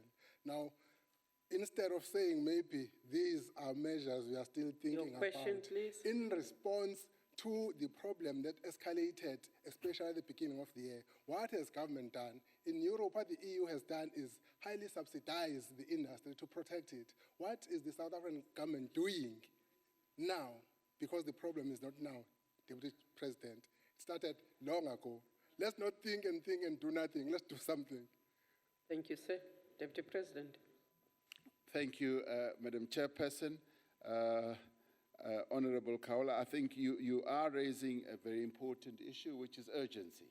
You are essentially saying, act urgently right now, because we are facing this hemorrhaging of jobs, and that is a message that is well received. What this task team is doing is to look precisely at the type of incentivization that can be made available to a number of employers so that we can save the jobs that are currently being lost. So the problem that you're articulating, we are well aware of, and we will be acting as quickly as you are urging us to act. And much as, yes, it has been coming from a long time ago, I should say, however, when it comes to AGOA could, in terms of the importation of chickens, could have been much worse than what we've got now, because the demand was to bring in a bigger tonnage of chickens than what we've got now.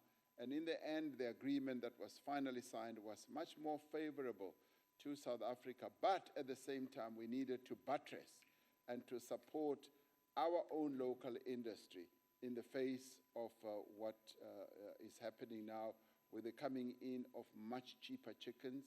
And clearly, the health issue is something that needs to be looked at, and it's a matter that our health department also needs to look at in terms of the age of those chickens that are being brought in.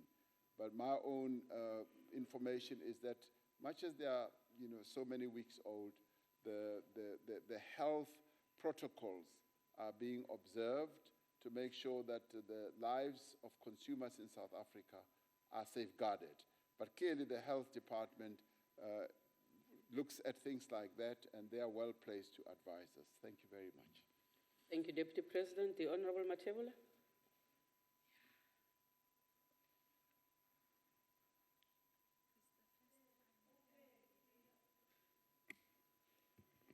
Nakesa Mutsamashtur, Deputy President, not to votisa ko a ku na ndlela yin'wana leyi mi nga endlaku ku tihuku leti taku ti humaka kwele America leti taku ta market ku vanhu va hina va helela hi mintirho. A ku na ndlela yin'wana leyi mi nga sivelaka tihuku leti a ti pfa ti yime nyana ti nga ha ngheni laha ku va na vanhu va hina va kota ku va sevheka ka mintirho ya vona na khensa. Council, Deputy President. Madam Chairperson, thank you very much. Hinga bula kuri aswi nga anza kuri tinga ngeni la a South Africa tihuku teto. Lexi xi nga va kona hi ri South Africa na hina hi ti member ta World Trade Organization. Loko u ri member ya World Trade Organization ku fanele ku ri na wena u pfula minyango ya wena ku ri va ta xavisa swilo swa vona. Now hina hi ri South Africa hi ta kota ku ri hi xavisa swa hina amatikweni a vona.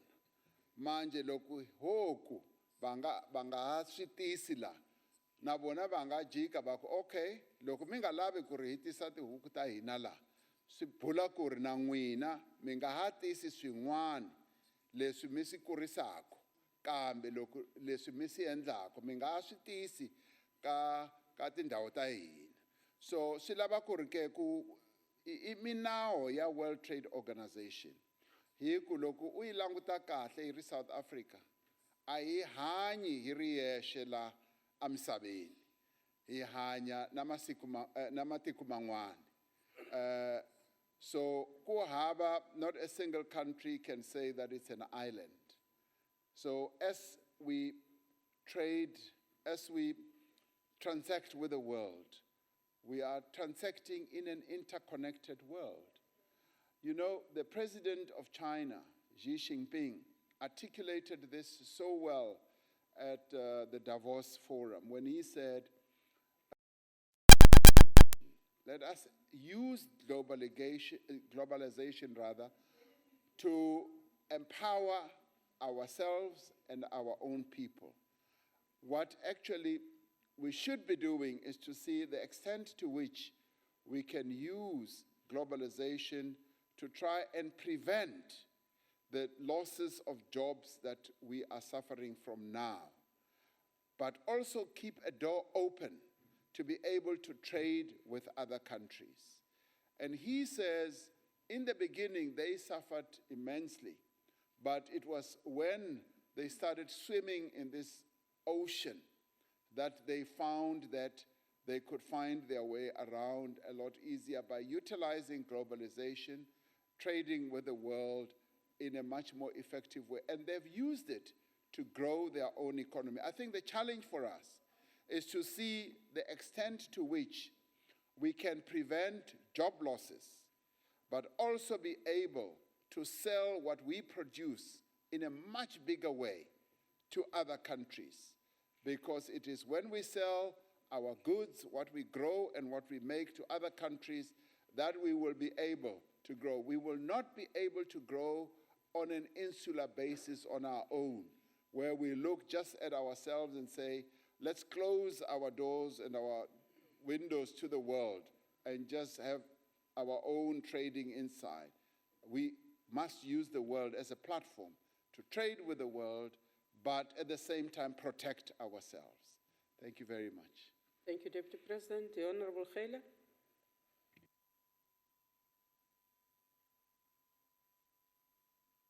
Siyabulela Sekela Mongameli. Impendlo zakho zibenhle kakhulu. The imports of bone-in chicken from Europe and America is destroying our poultry industry. Deputy President, you will remember very well the textile industry is destroyed because we were loose. We just allowed China to do what it wants. And the same is happening with the bone-in chicken. Worst of all, it's true what Honorable Kaula is saying. Some of this chicken is not healthy. You check with your Department of Health how many health inspectors you got in your municipalities. Today we're sitting with an unhealthy nation because this government allows anything to come into this country here. Now, the question is very clear. Are you prepared to assist farmers in terms of subsidy? America subsidized their farmers. That's why they can bring in this chicken cheap. Worst of all, the chicken that comes in here are bone-in portions that are not consumed by Americans. And they see fit that we must consume them as South Africans. Deputy President, you can like mad president like Trump or not, but there's one thing he said, first Americans. Can you, as a Deputy President, say today, first South African and then the rest? Thank you.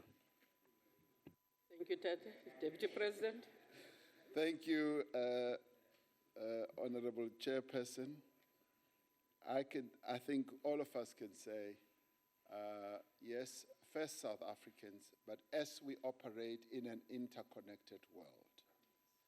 And that is certainly true of our own position on the continent. We say we will seek to promote our interests as South Africans, but as we do so as part of an interconnected continent or integrated continent. Now, clearly the issues that we are facing as we begin to confront the real sort of impact of globalization in a particular industry, and we did face it with the textile and clothing industry, and the textile and clothing industry was almost our baptism of fire. Our clothing and textile industry was hugely decimated, and decimated because other countries, not only China, but a number of other countries, particularly in Southeast Asia, were producing textiles and clothes at a much cheaper rate. And we had to wisen up to see how best we can have direct dealings with local retailers and get them to start focusing on purchasing from local producers. And we have seen employment levels in the clothing and textile industry beginning to go up. Much more still needs to be done so that we can regain the position that we once had. But on the clothing and textile, there is hope. There is a lot that's being done. And there's also been subsidization directed at that industry. And clearly, when it comes to the farming industry, it is something that our Department of Agriculture is looking at, including our Trade and Industry Department. And it so happens, Honorable Chairperson, that when we begin to deal with the serious challenges that we are dealing with, it actually begins to enable us to come up with answers and strategies that are going to lay a very good foundation for us to be able to grapple with the real issues that need to be grappled with job losses, and how we can assist our farmers to deal with all these. Now, all these matters are being dealt with, they're being addressed by the various structures, and solutions are being found on an ongoing basis. And a good example is the clothing and textile industry, where solutions have been found, where we've been able to come up with solutions where unions, producers, and government have been able to sit down to see how we can assist this challenged industry. And similarly, when it comes to the poultry industry, the same will obtain. Thank you very much. Thank you, Deputy President. Honorable Engelbrecht.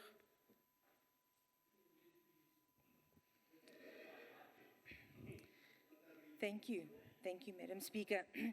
Mr. Deputy President, these task teams that you mentioned slightly earlier really seem to me a little too late and really long outstanding. Because in 2012, which is almost more than 4 years ago, the South African Poultry Association cautioned that more than 20,000 jobs would be lost. And since then, more than 8 small and medium poultry farms have closed down, since the import of bone-in chicken has increased up to 80%. So on the side of the mountain where I'm standing, and excuse the pun for that, what I see and what we see is thousands of people losing their jobs. And this is in an industry where the average earner sustains 10 people in a household. It seems that you basically really only have two choices. Either you anger some of our most important European trade unions, partners, or we are going to be watching our industry dying slowly but surely. Thank you. So there was no question, ma'am? Madam Chair, the question is that it's either one of those two solutions that we have. It doesn't seem to be any other, because the task teams have achieved nothing. 4 years later, it's a lot of talk. This Thank side of you, the ma'am. mountain, we don't see any changes. Deputy President, the honorable member has made a statement. Yes, Honorable Chairperson, I don't want to be, seem to be flippant or dismissive of what you have said, but with the greatest respect, I have to say that what you have done is to articulate a statement, and if you have asked a question, you've given two answers. So I don't know how best you want me to answer that statement. You have effectively said, this is the situation that we are exposed to.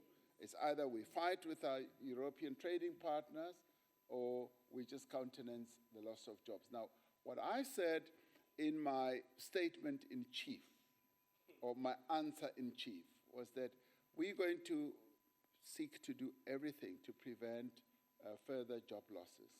And through this task team that you don't seem to like very much, we are doing as much as we possibly can. We are dealing here with a rather difficult situation, and a difficult situation which has been well understood and articulated to our partners in the task team. And remember, government is not acting alone in this task team. It is acting together with labor, the trade union, FAO, the Food and Allied Workers Union, is just as concerned, if not more, as you are, as we all are, about job losses. They are very concerned, and we are interacting with them at close range. And similarly, the South African Poultry Association, exactly the same thing.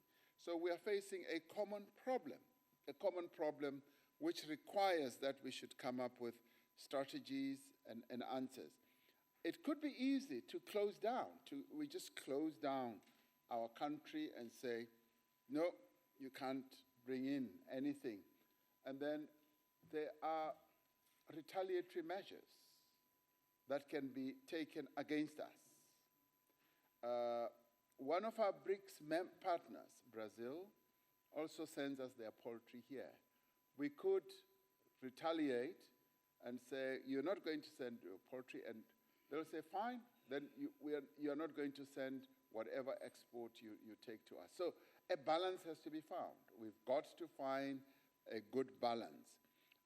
Trading in the world trade system is not as straightforward as one thinks it is. But it becomes problematic, as we all correctly say, when we begin to countenance loss of jobs. And this is precisely the issue that we are spending time addressing.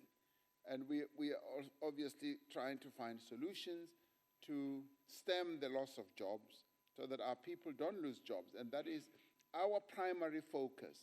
But our other primary focus is not to expose ourselves to a trade war, because a trade war could be launched against us. And we could find ourselves losing much more than what we are suffering now. So we've got to have a balance. And that is what happens in the trading system. Someone referred to Donald Trump, and they were saying what he's doing now, tearing up all agreements that America has had with other countries, is tantamount to a trade war. And indeed, other countries are saying war has now been declared against us. We therefore must engage in war. And so we are going to retaliate in that way, and that way, and that way. And is that what we want? And some people here are saying, yes, engage in the trade war. And that a war is a terrible thing to get involved in, because there's a lot of collateral damage that could happen all around. So we've got to be careful. We cannot be reckless. We've got to be careful but mindful of the fact that people are losing jobs. So we've got to stop that and stem that.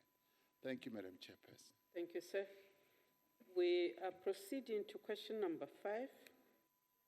It is the question posed by the Honorable Lewis Kachne.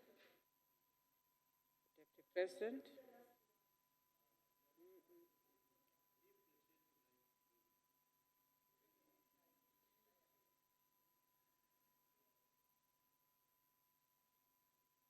Thank you, Madam Chairperson. Government has noted the judgment of the High Court relating to the notice of withdrawal from the Rome Statute. The High Court took the view that a notice of withdrawal requires prior parliamentary approval before the Cabinet may implement its decision to withdraw from the international agreement. The court emphasized that there is nothing patently unconstitutional about the National Executive Policy decision to withdraw from the Rome Statute, because it is within the powers of the National Executive to make such a decision. What the court has ruled is on process-based grounds.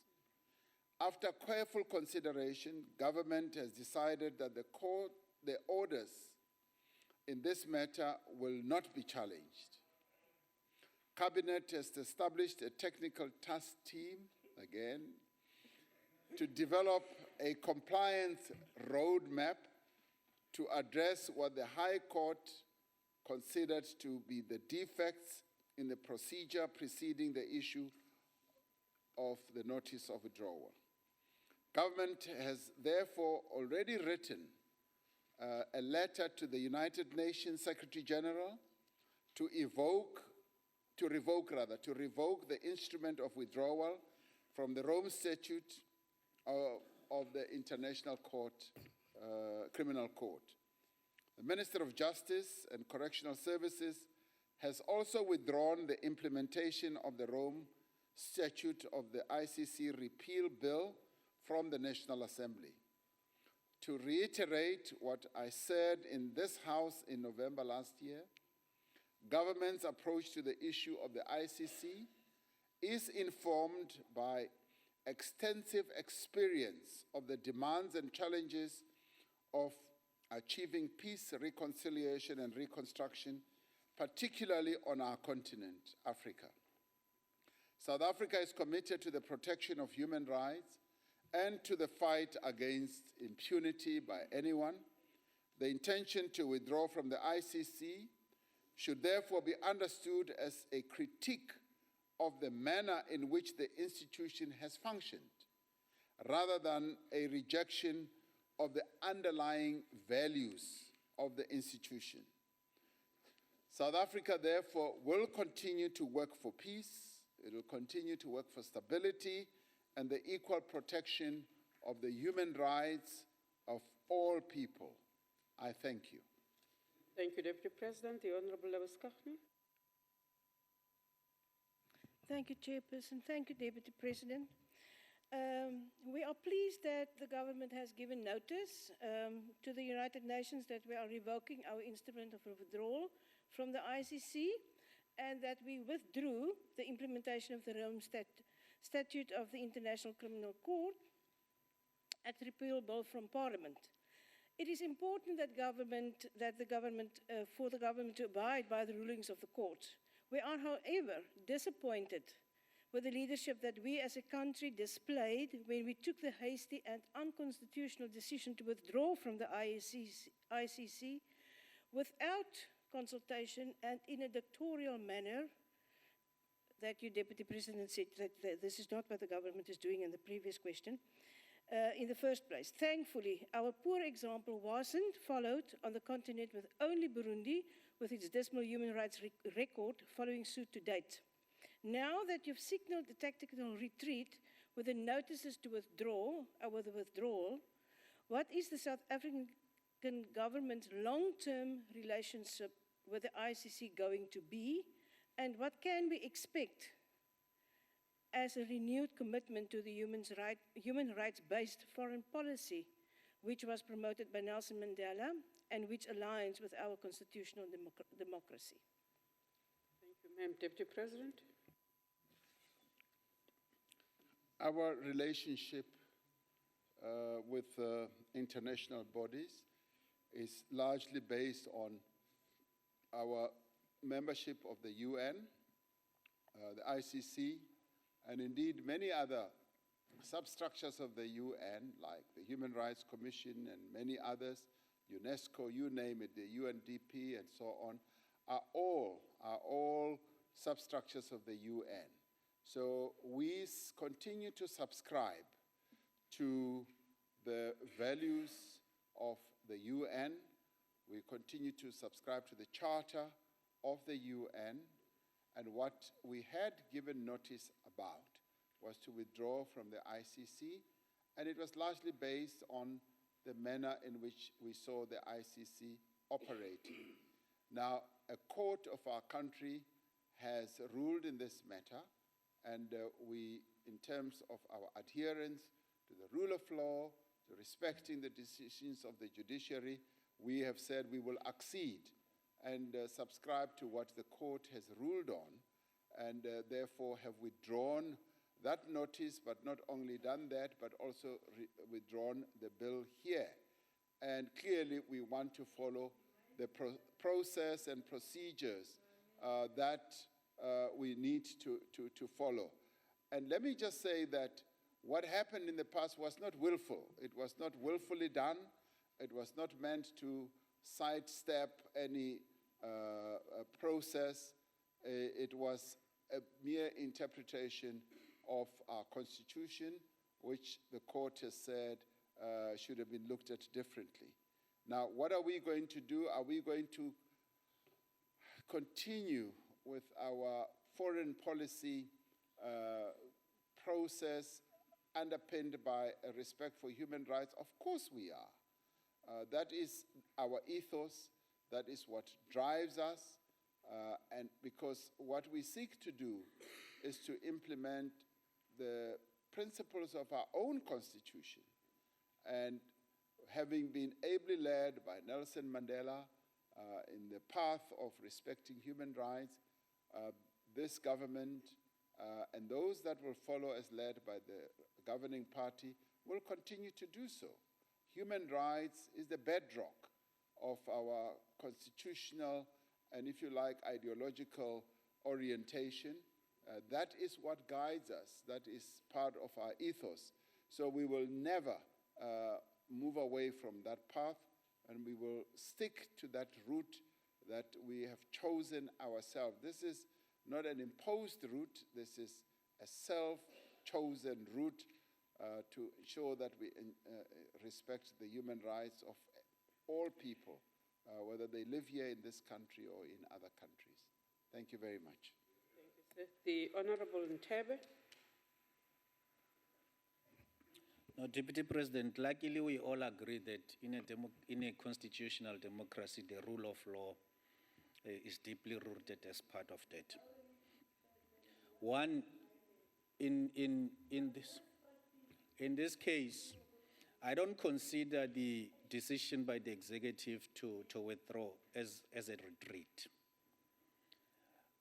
Would you say the decision by the executive to withdraw is based on the respect for the rule of law, which we all agree that courts in this country, in a constitutional democracy like that, are final arbiters of legality. And therefore, when they have expressed a view, all others should follow. I'm saying this because having read the court order said, in the absence or in the possibility that the Constitution is silent, then Parliament must express itself. It's a process issue. It's not a legalistic issue. Thank you, Chair. Thank you, sir. Deputy President. Madam Chairperson, I have said, and I'm prepared to repeat it again, yes, the government subscribed to the rule of law. That we do so unequivocally, without any shred of doubt. When courts rule in our country, we have them as the final arbiter of matters where we may have differences between ourselves as actors, as well as between structures of government. So they are the final arbiter, and we subscribe to the rule of law. And that is an important pillar of our democracy. Thank you very much. Thank you, sir. The Honorable Vauda. Thank you very much indeed, Chairperson. We fully appreciate, Honorable Deputy President, that yes, the ICC has not always acted in a manner that is becoming of an international institute, especially when it comes to issues relating to third world countries. We've not always seen the ICC reacting in a manner that we can say they have not been biased. But having said this, we must acknowledge that the ICC does still remain a deterrent to gross violations of human rights in many parts of the world. Now, having said all this, I think what is of grave concern to many of us in South Africa is that in the event that we do decide to withdraw from the ICC, tell us, give the country the assurance, give us members of this House the assurance that there are going to be mechanisms in place that will be respected by governments of the future, that we will build in mechanisms in place to ensure that there will not be gross flouting like we are seeing at the moment of the Constitution with this present government. Give us the assurance that there will be mechanisms in place to ensure that there gross violations of human rights in this country, gross genocide, even xenophobia that will go as far as ethnic cleansing and greater and increased oppression of the people of this country. Thank you, Chair. Thank you, sir. Honorable Deputy President. Honorable Chairperson, I can give assurance that this government will not countenance the violation of the rights of people who live in this country, and indeed the violation of rights of anyone who is a member of the human race. That I can give you assurance on, much as we may move ahead with the withdrawal from the ICC. You're absolutely correct. The ICC plays a critical role. It is the manner in which the ICC has been deporting itself, particularly when it comes to people from developing economies. So that is the main issue. But as regards ourselves as a country, we are not only bound by the United Nations Charter, but by the AU Charter as well. Our Continental Charter also is a huge guide.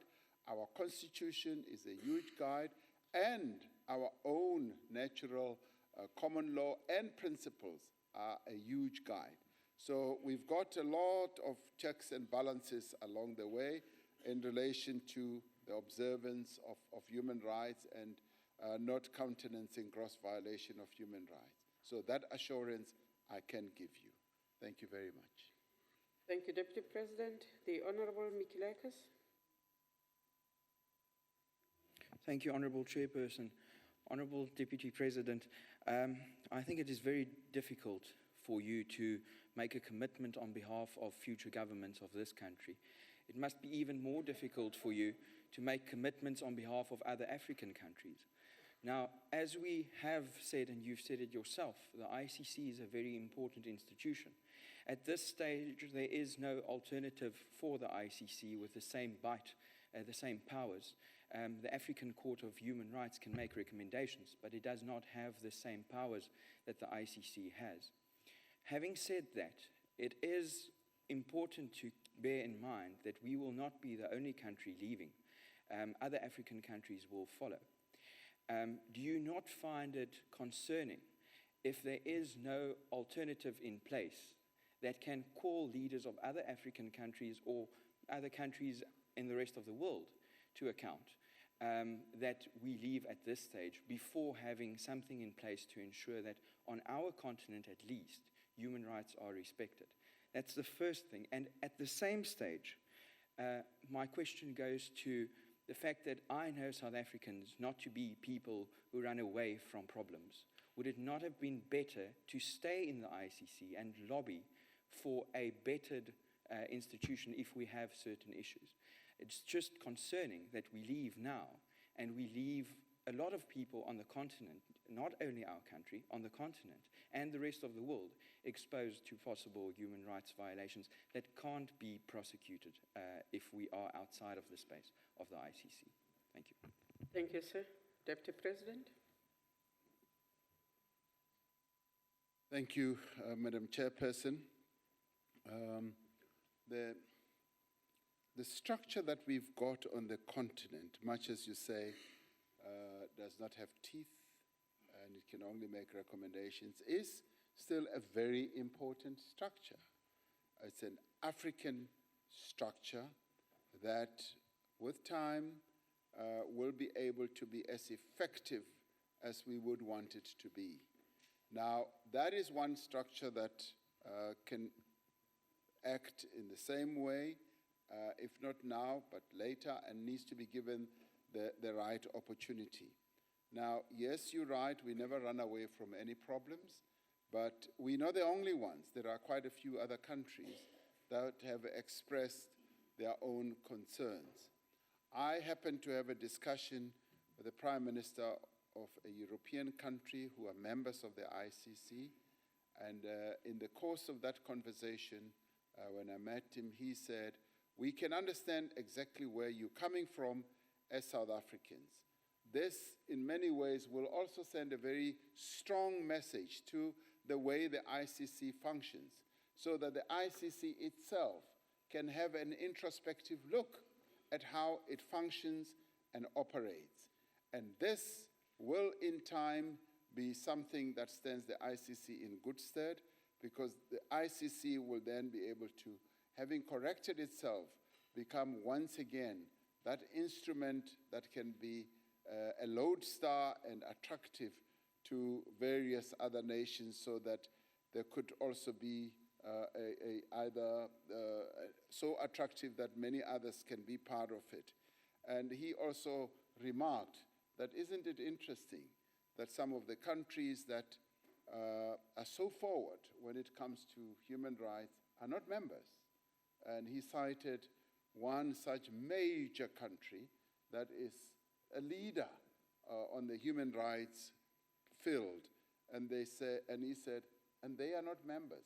And they said, that is concerning, because their continued absence from being a member of the ICC, but preaching and standing on platforms and saying others should be subjected to the ICC is almost hypocritical.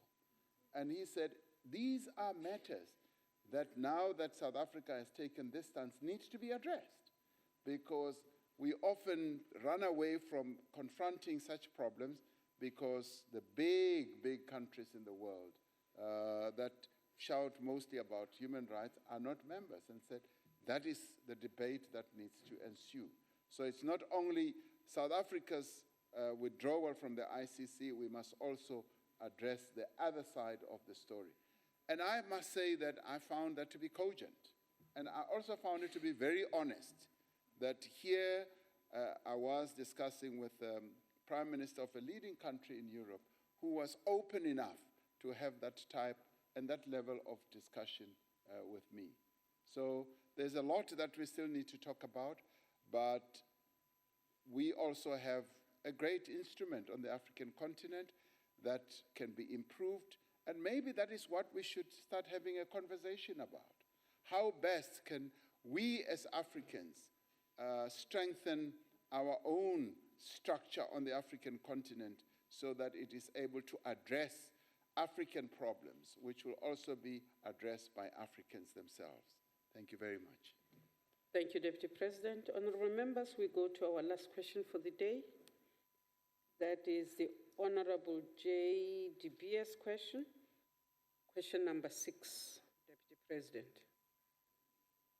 Madam Chairperson, the success of the National Development Plan in eliminating poverty and reducing inequality by 2030 requires active citizens, strong leadership throughout society, and a capable as well as a developmental state that is able to intervene to correct the imbalances of the past. For this to happen, the programs of all spheres of government need to be effectively aligned and coordinated. To this end, provincial, strategic, and annual performance plans are submitted to the Department of Planning and Monitoring and Evaluation for assessment. The plans are assessed for their own alignment with the MTSF, that is the medium-term strategic framework. The department facilitates the standardization of program performance indicators for departments with concurrent functions. This is done to ensure alignment of provincial plans to the MTSF. Each sector meets and agrees on the core set of performance indicators to be planned for and reported by that sector. The performance indicators are aligned to the MTSF and are approved by the 9 provincial heads of department in each sector. There are 11 sectors that have standardized performance indicators aligned to the MTSF in the 2017-2018 year.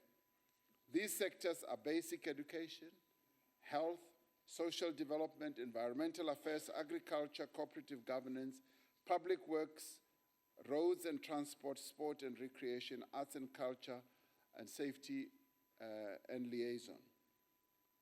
In addition to these processes, coordination between the spheres of government on the implementation of the NDP is undertaken through structures like the President's Coordinating Council, the PCC.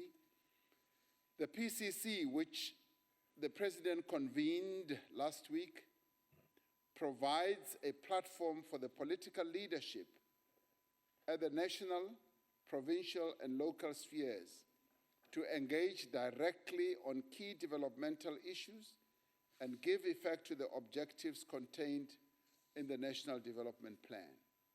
Now, you may have an aversion against these task teams and so forth, but what I can say to you is that the PCC has been found to be a most effective structure that coordinates not only planning, but also effective execution of not only the National Development Plan, but also provincial plans. But more importantly, it also has the ability to deal with contemporaneous tasks and challenges and programs on an ongoing basis.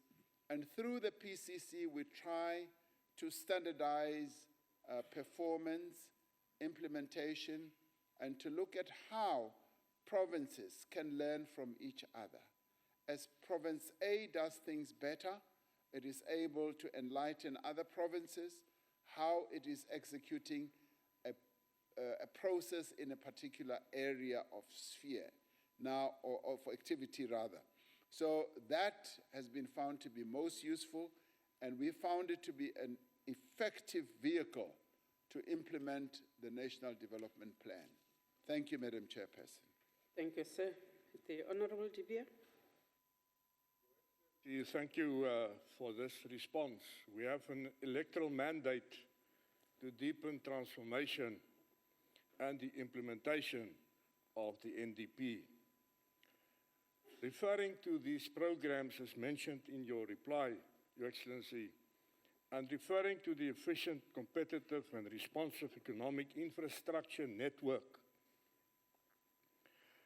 Are these programs achieving the intended objective to grow the economy, but also to engage the private sector? It actually takes all 11 into one basket. Thank you. Deputy President. The answer is in the affirmative.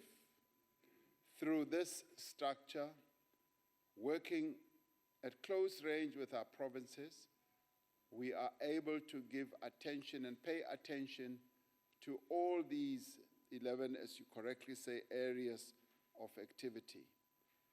And we are then able to bring to bear the participation and collaboration of the private sector. So this PCC is therefore used as a very good springboard to be able to crowd in, as we say, the private sector, to bring them in so that we can work at close range with them. And as you well know, there is the other PICC, which deals with infrastructure. So the interface between the two becomes much more effective in that we are then able to have line of sight through the PCC of what is happening at the PICC level in terms of the key and important projects that we are executing as a country, and as we budget and spend the money that has to be spent on all these key and important projects that have, in the end, a huge impact on provincial development, because most of these projects are not only being executed for the national level, they are actually projects that are at the provincial level. And as we then get the representatives of the provinces who come in as premiers largely, we then able to deal with the real issues, the impact of the projects that have to be implemented at the provincial level. Thank you, Madam Chairperson. Thank you, Deputy President. The Honorable Esak. Thank you for the opportunity, Chairperson. Deputy President, it's good to see you in the House. I've listened attentively, Deputy President, to your explanation on the question that was raised originally by Honorable De Beer, and then the follow-up to his question. So I respect and grasp full well in terms of your explanations. So this leads me to ask you honestly and sincerely, you know, with the stagnating economic growth that we're obviously experiencing and living through, and huge policy uncertainty that's taking place, as you will understand and read between the lines, the political instability that goes with it, how then, you know, as you put it in your words, an investment strike by the private sector that's been transpiring over the last period, how then, or to what extent would the alignment and implementation of all these plans that you so clearly explained, how, in your opinion, Deputy President, do you sincerely and honestly believe that this will really begin to stimulate the economic environment in this country so that we can begin to create the much-needed jobs? Thank you, Chair. Thank you, sir. Deputy President. Thank you. Thank you, Madam Chairperson. Thank you for listening very closely and intently to the answer I provided. And I can say, as you said, honestly and sincerely, that most of what we are doing, and not only limited to what work we do through the PCC, but at a broader level, is aimed at seeking to generate economic growth in our economy. But I can say we've entered a very new and exciting era in our country, an era that we've seen in the past, but now it is coming back in a much more enhanced manner, where we are cooperating with the private sector at a practical level on a number of issues. And this time round, I found that it's not just mere talk. it's not just mere talk.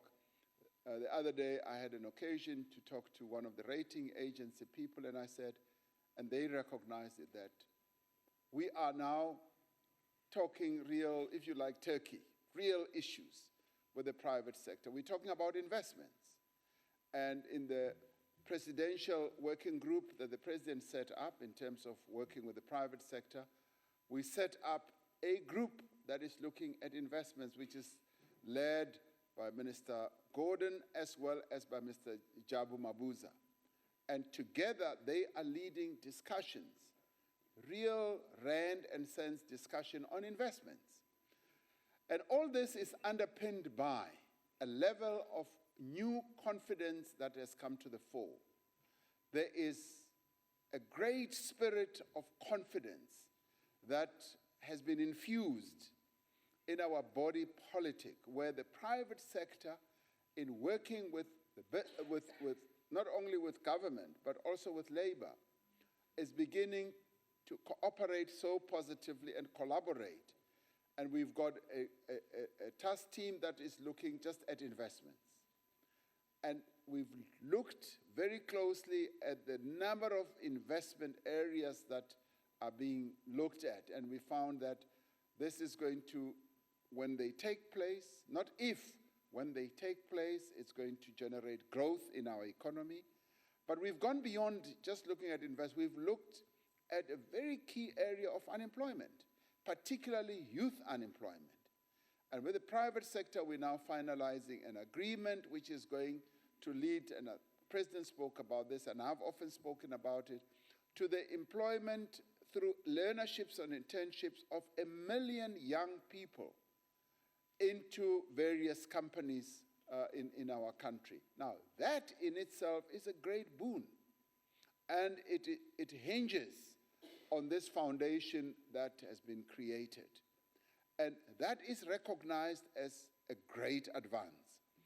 We also have worked together with the private sector and labor and communities on dealing with labor instability. It was identified by all and sundry as one of the deterrents to generating growth.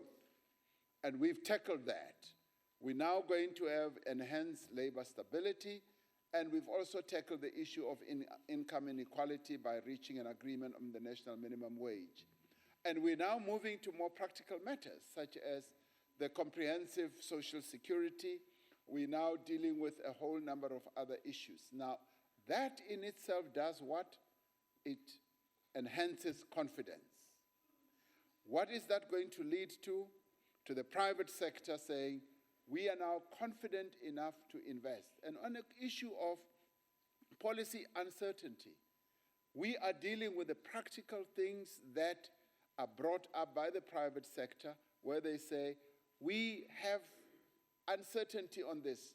Please attend to this and that and that. Soon we are going to be launching the one-stop shop. And the one-stop shop is a process where the government and private sector have worked together to set up this one-stop shop. What is it going to do? It is going to remove red tape. It's going to bring more regulatory certainty, more policy certainty.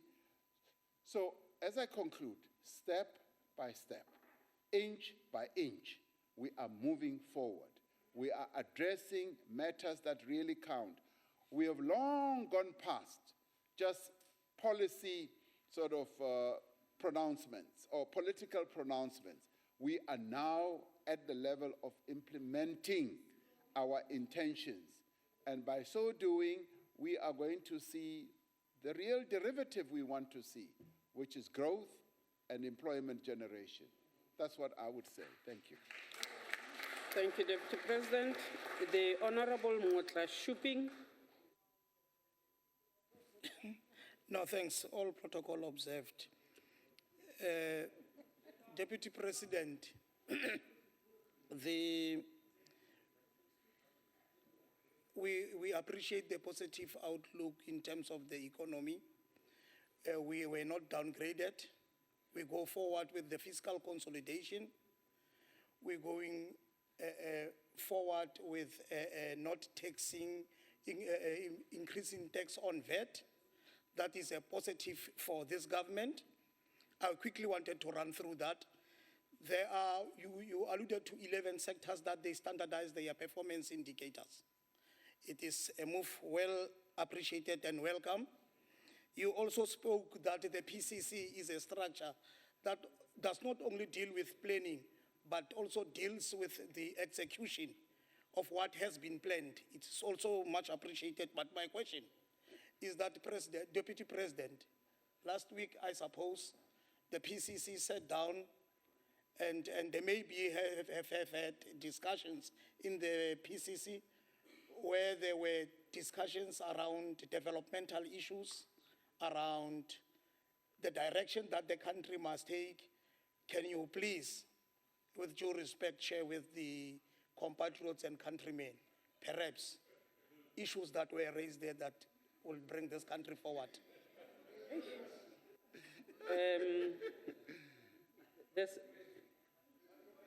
Deputy President,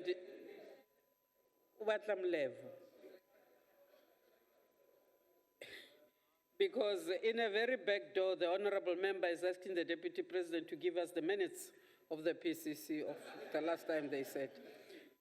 Deputy President.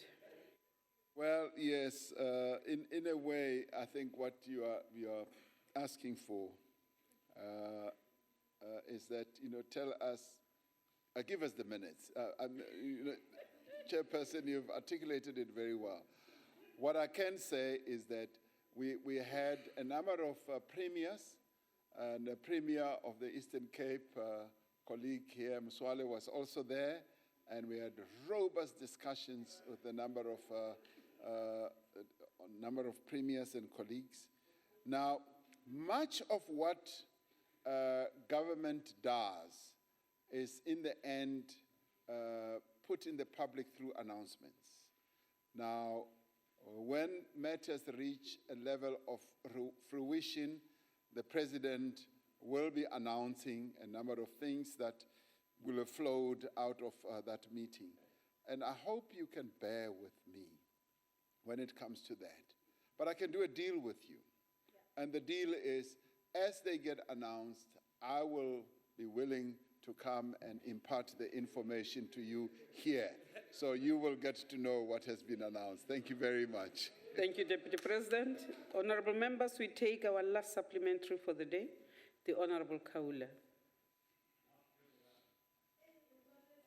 Thanks, Honorable Chairperson. Honorable Deputy President, we are going to close on a very good note. You have referred us to the big gap of inequality in the country. And I do want to agree with you. South Africa is rated amongst the countries with the highest Gini coefficient. Now, as a relief measure, South Africa then introduced social grants as a measure of social protection. And right now, in respect of the looming chaos in dispersing this relief measure, which was supposed to address inequality, the Department of Social Development has failed for 3 years, which was given to it by the Constitutional Court to sort out the issue of validating the invalid tender. What is the plan of government? We have failed for 3 years, we are left with 15 days. In 15 days, what is government's plan to ensure that come the 1st of April, social grants are issued to the beneficiaries? Honorable Kaula. Minding that chair, Honorable Chairperson,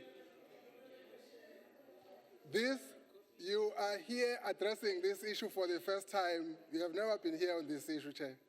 Honorable Deputy President. So take us into confidence of government. What is the plan? What is the plan come the 1st of April? This refers to the inequality Honorable that you have Kaula. referred to. Thank you. Order, members. Honorable Kaula, that's a completely new question. No.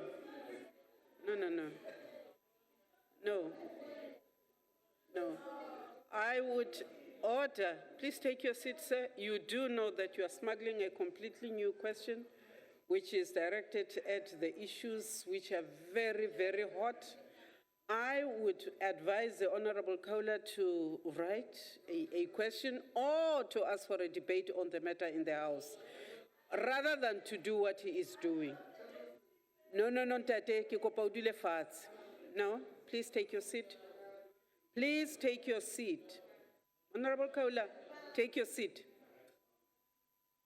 Please take your seat. No, honorable members, I'm not going to create precedents which are not right here. If he had smuggled it nicely, it might have been.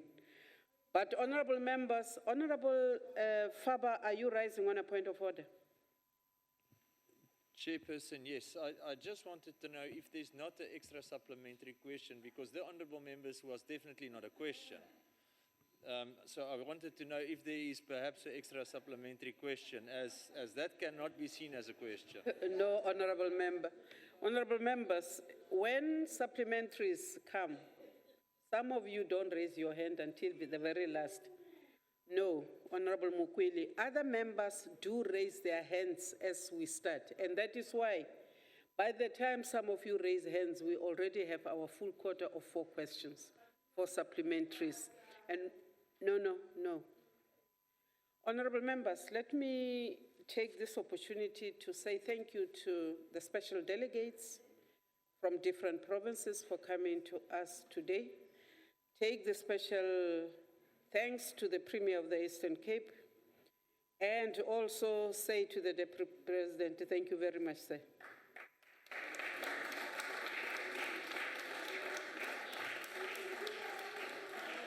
Order. Honorable members, order. This concludes the business of the day. Honorable members are requested to remain standing whilst the procession leaves the House. This House is adjourned.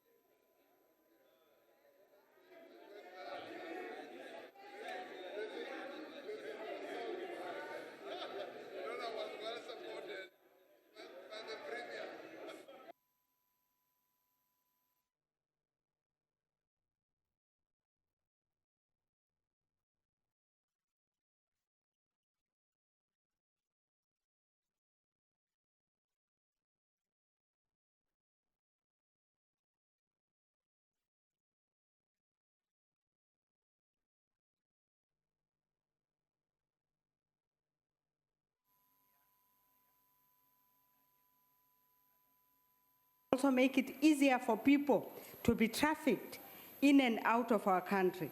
In conclusion, this legislation is definitely welcomed as the right step in the right direction for taking care of our refugees in South Africa. And for us as the IFP, it is actually an area which was long started by His Excellency, Prince Mangosuthu Buthelezi. And the IFP definitely does support this bill. Thank you. Thank you, Honourable Member. The next speaker is the Honourable Kubisa. Thank you very much. Honourable Chairperson, thank you very much. Public participation is the process of lawmaking, very important, for it gives the people an opportunity to contribute meaningfully to enact legislation that is in essence a reflection of the democracy we live in. However, when we look at the submissions made during the public hearings on the Refugee Amendment Bill, it is clear that interest groups within their own agendas participated, but not ordinary South Africans. The sad reality, Chairperson, is that ordinary South Africans, and particular poor black South Africans, very seldom participate indirectly the lawmaking process. Yet the voices of the people are not silent. Their discourse is different, but speaks to us of an agency which cannot be ignored. We're at a juncture in our social and political landscape where xenophobic violence is rearing its ugly head with a frequency that is alarming. And it is imperative that we put in place legislation to assist us in dealing with this problem. However, House Chairperson, we need legislation that is based and informed by sound policy. Unfortunately, that is where the crux of our legislative uncertainty lies, the lack of clear and enforceable policy. There seems to be a tendency in our social discourse to use the terms refugees, asylum seekers, and economic migrants interchangeably.